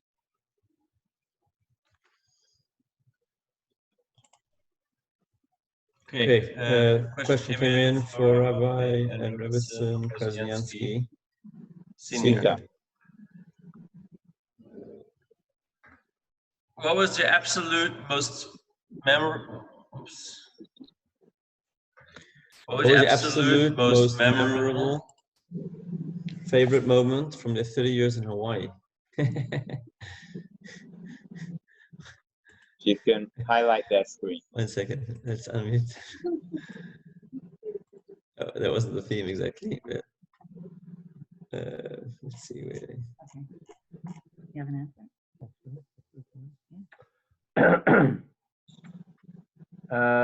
I'll just chime in now. It's still to come. Okay, yes, correct. Correct, Michal. Thank you, Amanda. I remember right after we came here to Hawaii on Shlichus in the maybe early 1990s. We came here in '87, and we did a Pesach Seder in one of the restaurants in Waikiki. Kosher is a restaurant. It was a large restaurant. I think it was actually the first year or second year we were here Pesach. Funny, of all restaurants, we chose a restaurant called El Crab Catcher, which I think still exists for those who live here in Honolulu. It sounds even more kosher. Right now it's Red Lobster. And it was a very large restaurant, and we had a very, very nice turnout. And I remember walking from the hotel we were staying to the Seder, all dressed up, Yontiv Dik, in our festive clothes, walking to the Seder. We were staying at a hotel just half a block away. And we were walking, myself and Pearl, and we had 3 or 4 young children then. And we're all walking down the street. And I remember a lady coming over to us and say, "What kind of holiday is it today?" We said, "It's Passover." "Oh my mother would love if I can go, that I should go to a Passover Seder. Where there is one, if I can be invited?" I said, "Sure, just come along with us." She joined us at the Seder, and I remember thinking to myself that how blessed we were. The Rebbe sent us here. We just walking down the street on Pesach, meeting just this Jewish lady who had no idea it was Pesach or Passover, and just by that chance meeting, he joined us. And I don't know why, but this story just comes to mind. We never know how we impact other people, and we can just be doing our own thing and walking down the street. But if you walk as a proud Jew, people see you and are impacted in that way. And this is what the Rebbe taught us always to be mindful of that. Thank you very much. There's something really, really briefly. I have, like somebody mentioned, I don't know if it was Michal, that there are so many, moments in 33 years, but just the shortest story that I can think of is when Linda Lingle, the previous governor, well, a few previous already, when she became governor, she invited us to make the Passover Seder, the Pesach Seder in the governor's mansion. And Mendy, who's now this young, handsome Chabad rabbi in Maui, was a little boy then. And I don't know, Mendy, you were what, 6, 7, 8 years old? I remember we were having a conversation with the governor, either before the Seder or after, and we we're just making polite conversation. And all of a sudden, Mendy decides to give, he was, like I said, something like 7, 8, 9 max. He decides to give Linda Lingle political advice, and he tells her he thinks she should lower taxes or something like that. So that was quite a memorable moment. There are a lot more deeply spiritual moments, obviously, along the lines of what my husband said, but that was a good one. That was slightly less mortifying than the time that the governor came to our Pesach Seder, and it was a Rosh Hashanah dinner, and I was serving her the chicken, and of course I was busy speaking as I was serving, and the chicken slid right off my platter onto her beautiful light blue suit. It was another memorable moment, not from the high points. Somebody else asked the question, how did the Rebbe, Meli, how are you? How did the Rebbe encourage shluchim who were having big challenges in their moves to faraway places? Who wants to take on that? Yeah, Rabbi, you want to say something? I'll just share something. I'll just share my reaction again, and that is that when we went out on shlichus, the fact that Hawaii was 3,000 miles away, meant nothing. It was like moving down the block, and there was such excitement that we were joining the Rebbe's army, that no difficulty was really even a consideration. And over the years, thank God, even though we've always have to deal with different challenges here or there, I think that uplifting inspiration from the Rebbe, the continuous stream of inspiration from the Rebbe, is really what keeps us, above water, literally and figuratively, and looking at all of these challenges really as stepping stones to do our purpose here and our shlichus here in Hawaii. And I will say, Meli, also that every time, my son Mendy was very frank about having a down moment or a down day. And of course, that happens to all of us. And anytime I personally would do so, we would open up one of the volumes of the Rebbe's teachings, and the Rebbe would be so powerfully encouraging. And it was like a personal message from beyond that would truly give us the encouragement and the strength. My husband is 100% right. On the one hand, it was like we were so excited. We were literally prepared to go to the ends of the earth, which 33 years ago, Hawaii was. Don't forget that this was internet, pre-cell phone. The phones were attached to the wall then. So on the one hand, it was right down the block. On the other hand, it was very far, lonely, and isolating. But, we feel, whether the Rebbe was alive physically or whether he's spiritually alive today, we feel that we constantly get constant encouragement and blessings, and that helps us move forward every single day. I think Mandy wants to say something. If I may unmute myself. Obviously, don't have much to add after my parents, especially considering for myself personally, I was born in Hawaii and I moved back here. It's obviously a different world than moving to Hawaii in the 80s from Brooklyn, New York, from the epicenter where the Rebbe was in the middle of, spreading the message. But I do believe that the Rebbe said that, say that mer weit is mer not. Right, that farther, even though it's counterintuitive, is in a sense even closer, right? Because the Rebbe's whole purpose and point, not whole purpose and point, but the message that the Rebbe would teach was that, right, that the Jew at the ends of the earth, right, you have to go to the ends of the earth and help even Jews who find themselves there. So specifically over there is where you could find the Rebbe's message even greater, and it shines brighter. So in a sense, even though we're farther, we are closer to the core and the mission, in a sense, which I want to add a quick comment. Yudi made mention that everybody should write a letter to the Rebbe. Just to give a little context to that, you know, just like people go to the Kotel, to the Western Wall, and put in papers requesting blessings and put it in the wall, in the very same way today people write letters and send it to the Rebbe's gravesite, and it's very, very easy today. The address is very easy, ohel@ohel.org. Chabad.org. No, ohel@ohel.org. My letters get there for that. Okay. They Maybe probably there's have all different letters addresses. passed. But in any case, so write from the heart. Tell the Rebbe everything that's on your heart. Send it to the Rebbe's gravesite, and you will see many, many blessings from above coming your way. ohel@ohel.org. We are a people that live above the confines of nature. Believe, and you will see. Okay. Let's see. Can I say something? Sure. Can you guys hear me? I just want to say an interesting thing. The Rebbe seemed to have a special place in his heart for Hawaii, it seems to me.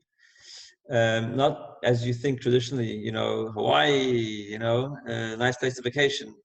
But because of a very deep, very powerful aspect of Hawaii. And the reason when I realized this was I was sitting at the Sheva Brachas, which is the wedding party, the days that follow the wedding, after one of the Krasniansky children, Rivki and Avremel. We're sitting at one of the Sheva Brachas, and Rabbi Krasniansky's brother shared a story that when he came here as a student to Hawaii, a few years before Rabbi and Rebbetzin Krasniansky moved here permanently, the Rebbe had already sent several years certain students to come here to pave the way and pioneer and find Jews. And in fact, Zissel has an uncle, David Leib Grossbaum, who used to fly to Australia and stop in Hawaii. And on his way, he would get permission from the Rebbe to stop for a few days and scout for Jews. I think in the late 70s or something. So at one point, Rabbi Itchel has a brother, his name is Rabbi Mottel, he lives in Australia. He was coming here with a colleague of his, Nuchi Gross, and this is in the 1982. And the Rebbe told his chief secretary, Rabbi Chadakov, to ask the boys that were going, the Bachrim, the yeshiva students, if they could print a Tanya in Hawaii, in Honolulu. And the Rebbe said they should investigate if it hasn't been done yet by anybody previously, whatever that means. And if not, they should print a Tanya. And the Rebbe said that he wants to sponsor it. And at that time, it cost an enormous amount. It cost over $8,000 in 1982 to print between 500 and 1,000 Tanyas. I'm trying to still find out the exact amount, which is very rare because in most places, just to give context, the Tanya is the core book of Hasidus Chabad. It's the foundational teachings of Chabad thought. And the Rebbe had a campaign to print a Tanya in every city in the world where the Jewish people live. And that campaign really launched in a big way in 1984. This is before that. There was already certain places the Rebbe said to print around the world. And in 1982, the Rebbe said he wants to sponsor the Tanya in Hawaii. And I'm sure the Rabbi and Rebbetzin have it in their house. I have a copy. There must be some copies floating around. But in most places, it was 100 Tanyas only. And the Rebbe wanted hundreds of Tanyas. I don't know, Mottel told me 500 or maybe 1,000. He doesn't remember, but it cost him $8,000. And the Rebbe covered the bill. the headquarters covered the expenses. The Rebbe himself wanted to sponsor that. And it's very, very unusual. And that was when I heard that story, I was like, we have to print a Tanya on every island. And we thank God, have since printed a Tanya in Kauai, Big Island, Molokai, Lanai. But that's interesting. I think the Rebbe saw that Hawaii, in its unique geography, plays a very key role in bringing the light of Torah to the whole world, to the furthest places, like that song we sang, Ufaratsta, where there's this idea of bringing Hasidus and teachings of the innermost to the furthest places, Chutzah. So Hawaii represents the furthest outreach the furthest outpost. And so the Rebbe wanted to be invested. I think the Rebbe was planting the seeds for the future expansion of Hawaii by personally paying for that Tanya.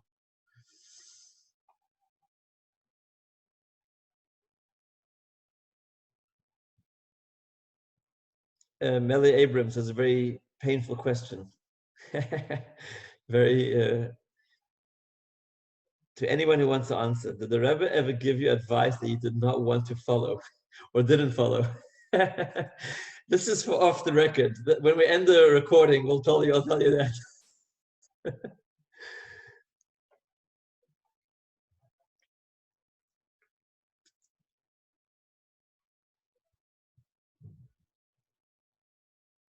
Okay, anybody want to jump in on that? I can unmute you.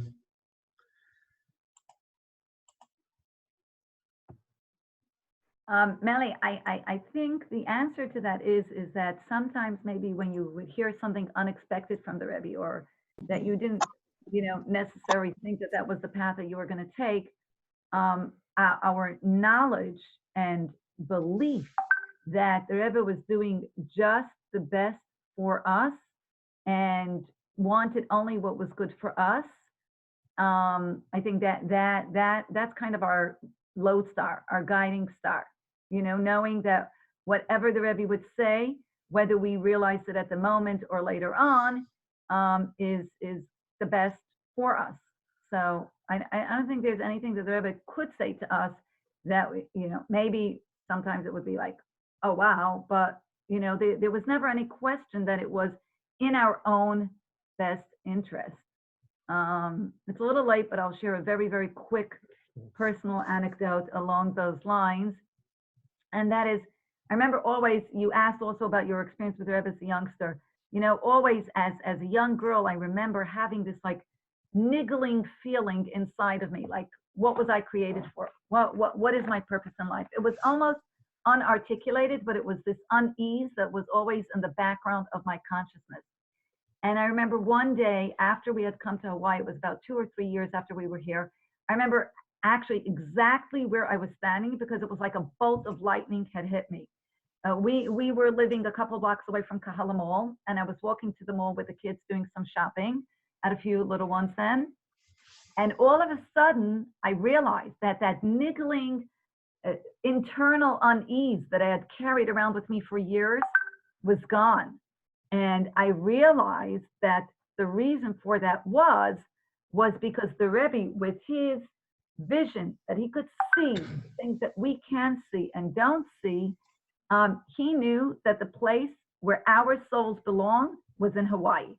So the fact that there was no kosher and there was no Jewish schooling for our children, and that we were, 5,000 miles away from our parents and friends and home and family. It was a major culture shock to come from Brooklyn to Honolulu. Like, Baruch Hashem, we're very grateful to have the privilege of living here. None of that mattered. All that was external and peripheral. But on the very internal, essential level, the Rebbe knew that my husband's soul and my soul, which are two halves of one soul, were born and created to be living in this exact spot on earth. And all of a sudden, I realized that sense of unease that was my constant companion for years, so much so that I almost didn't realize it was totally gone. In other words, there was an inner peace that only comes from knowing your purpose in life. And that's a gift that the Rebbe has given us. Okay, enough. Okay, thank you very much. The official program, actually, Zisla wanted to say something just for a minute about her story. So I'll let her, I'll let him spotlight her so she can add a note about her program, about her story. Go ahead. just for a bit of humor, the joy of, thank God, being on here with my two kids. As I began speaking, my young son actually lowered my seat. So it threw me for a moment, but thank God we got back on track. What I wanted to add with regard to the story that I also found very interesting, and I forgot to say this, welcome Schneer, is that upon the Rebbe completing his address to the soldiers, he actually came off of his dais and he came down to the soldiers and shook every one of those soldiers' hands. And that is not within his usual protocol at all. He would give an address and then he would leave, but he made sure to have, so to speak, a word every one of those soldiers, which to me was really empowering because he was really giving them a strong sense of their humanity and a strong sense of his belief in their positive futures. And that's pretty much it. Thank you very much. Rebbetzin said there's a question, I didn't notice that, about how we connect to the Rebbe today. I didn't see that question come up. Listen, folks, the official program is over, so if people wanted to leave, they could have left. There's still 44 people on the call, so I'm assuming people want to hear more. I mean, we could end it, call it a night, or we can say another story or two. Let me. You guys want to hear another story? Can you hear me? Oops, let's see. Give me a thumbs up if you can hear me. Okay. Okay, somebody just asked, what is you suggest is the most direct path to connect to the Rebbe today, 26 years after his passing? That was a question. Okay, so I'm going to share with you a couple links.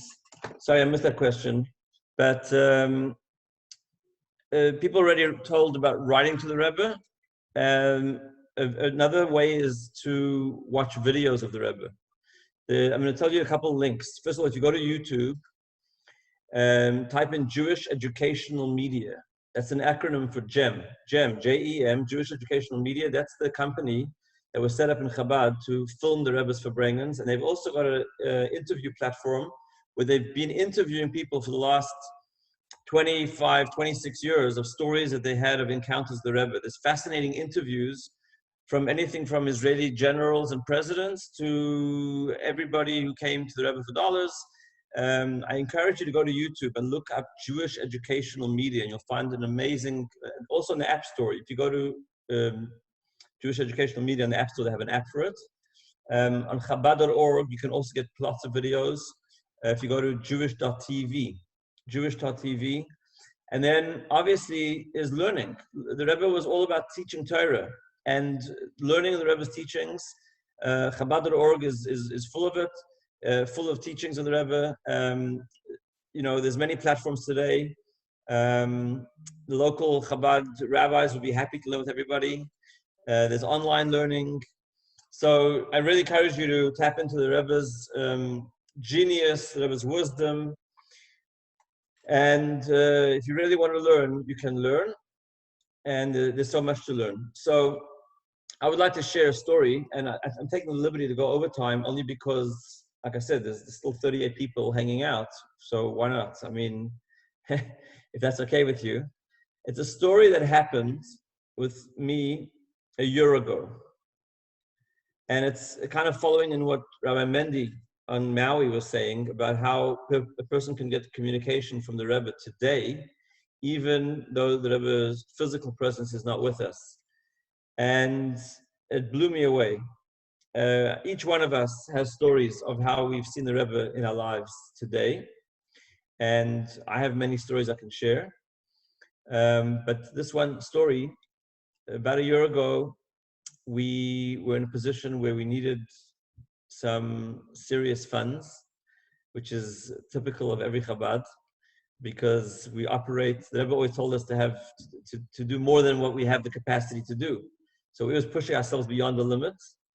And we needed some extra cash flow, you know, quite a bit. And there was a deadline for our Chabad house, our Jewish center. And I sat down and I wrote a letter to the Rebbe. online, so I could email it to the center, the Chabad house, which is by the Rebbe's oil, where the Rebbe is buried, and they would deliver it to the Rebbe's Sion, to the Rebbe's burial site, and put it down there, which is what happens with these emails or wherever you send it in. I wrote a letter to the Rebbe, telling the Rebbe the situation, and then we had literally like a day or two to come up with what we needed for this deadline. And I also studied a little bit Shara B'tochen, which is a book on trusting in Hashem. And I really had to put my trust in Hashem. I didn't know how to come up with that amount of money in a day. And the next day, which was the deadline, I got a call from a guy who happened to have his number in my phone, so I knew who was calling me. But I haven't spoken to this guy in maybe 15, 16 years. Maybe I said hello to him once or twice, but I had no relationship with this guy. I think I had his number in my phone because I was trying to solicit him at one point. But, you know, this guy calls me up randomly from New York, and he says to me, he starts with the conversation like this. He says, my name is so-and-so. He asked not to be told. I should never tell the story to anybody, so he's anonymous. He says, the Rebbe bleibt nicht kein Bal Chayv. The Rebbe doesn't remain in debt to anybody. He says, I want to pay the Rebbe's debts to you. I'm like, what are you talking about? Why are you even calling me? How do you know I have debt? He says to me, 17 years ago, 18 years ago, you did an event in New York. I happened to have the good fortune of organizing a grand celebration for the Rebbe's 100th birthday when I was living in New York, before we moved out to Hawaii. And it was a big event. We closed off Eastern Parkway in front of 770. We had a few thousand people. It was broadcast around the world to Chabad. We had a satellite hookup. And it was a unity gathering of all Chabad in Crown Heights and around the world. And it was a really amazing unity event in honor of the Rebbe's 100th birthday. And unfortunately, I got into a lot of debt from that. And I struggled with the debt for a long time. And a lot of a few of my friends got together and raised the money and settled the debt. But this guy didn't know about it. He was at that event. It was basically an hour of unity, and we had a video of the Rebbe on about 8 different screens across Eastern Parkway, and it was a very powerful event. It was the first time that all of Chabad gathered in unity after the Rebbe's passing. And this guy didn't know about the debt being paid up, because it was hush-hush. It was people raised the money, they paid everybody. And he calls me 18 years later saying, I was so inspired by that event. I pledged that when I make it big in business, I'm going to help you because I heard there was some debt. 18 years later, he calls me up the day that I need some money in Hawaii. And he says, the Rebbe bleibt nicht kein Bal Chayv. I want to pay your debt. I heard you have debt from 18 years ago. I said, my friend, this is amazing because the debt was paid up 17 years ago. And I haven't spoken to you in probably 17 years, and you're calling me today, and I need nice $3,000 today. I said, this is the Rebbe pulling some strings in heaven, because I wrote a letter to the Rebbe last night saying I need help, and all of a sudden you called me out of the blue. How did you even get my number? He says, a guy came over to me today in 770 in the Rebbe's shul in New York, and his name was Goldman. And I thought maybe he's related to you or you. What happened was, a brother of mine was going on shlichus to South Africa, and he asked me how to raise money. So I told him, I don't know, start going around 770, go around the Rebbe's shul with one of those little swipe cards, and ask people for donations, $36, $54, $18, whatever, he raised some money. So my brother goes around shul, and he comes to this fellow, and he says, we'd like to give a donation. I'm going on shlichus. So this guy says to him, you look like a Goldman. He says, yeah. He says, Michal's your brother? Yeah. He says, can I have his number? So I sent my brother around 770. He bumps into this guy. This guy lands up deciding to call me after 18 years. And he landed up sending us the money we needed that day to cover whatever we needed. So there's no other way to explain it other than the Rebbe's looking after us. Sometimes we see it more, sometimes we see it less. But we shouldn't need all these great miracles. Hopefully everybody should have everything they need. And we should be reunited with the Rebbe speedily. The coming of Mashiach speedily Amen.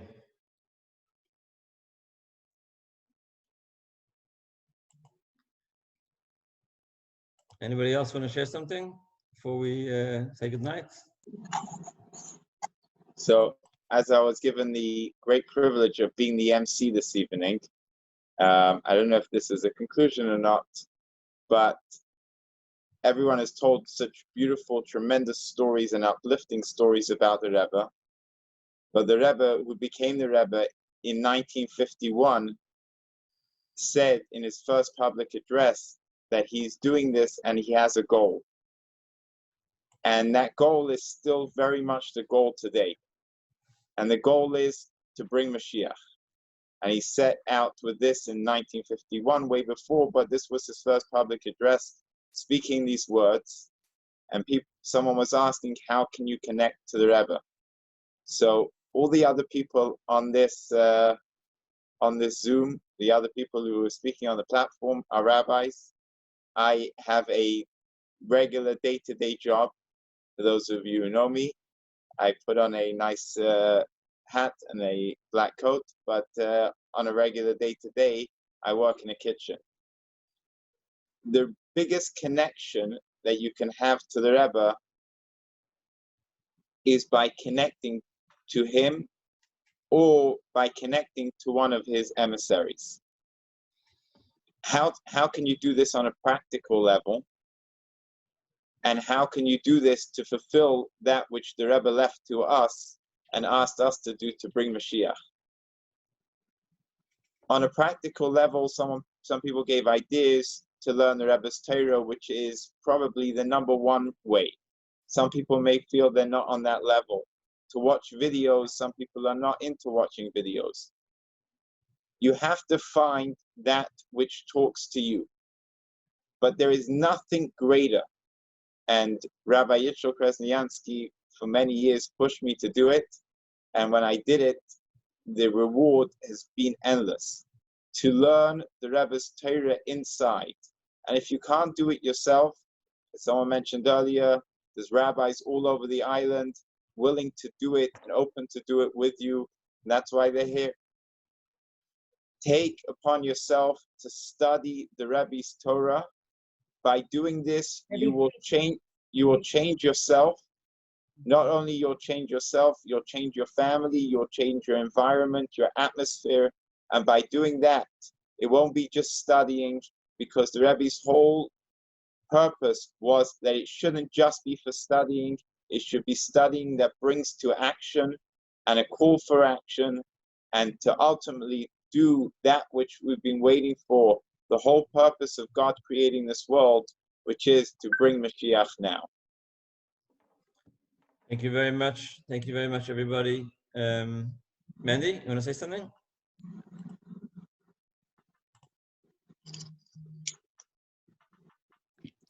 I just wanted to say one comment, but then someone posted on the comments, which seems a lot more fascinating, about mentioning that they were the guard when Zalman Schazer visited the Rebbe when he came to 770 in 1973.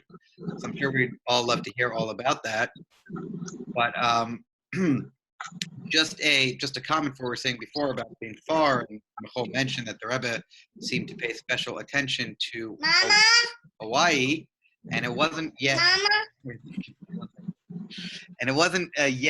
mentioned, surprise, but we know Kabbalistically it says that why did God create the world if he was perfect and not lacking anything, and it says to bring godliness to far places, right? The expression is tachtun, as far away as possible, so to speak, from the godly light. And as we know, the center of the universe is Jerusalem, Israel. That's the kiss of the divine. That's where, the great spiritual revelation of God is. And as we know as well, that Hawaii is almost the exact antipodal, right? You cannot physically get farther from Israel on this globe. So perhaps that's why the Rebbe, gave such attention. That's why we are truly as far as it gets, but that is specifically where the whole purpose of creation is. I just wanted to make mention of that before I got a little distracted while I was speaking. Thank you. Okay. Hui ho. Until we meet again. and look out for the next. We'll post the recording on Facebook, on YouTube, whatever it is. Until we meet again, thank you very much, everybody. Thank you, Rabbi and Rebbetzin, Krasniansky. Thank you, Mendy and Mushka. Thank you, Levi and Frady. Thank you, Zissel. Thank you, Yudi. And may we dance together in Yerushalayim, together with the Rebbe speedily.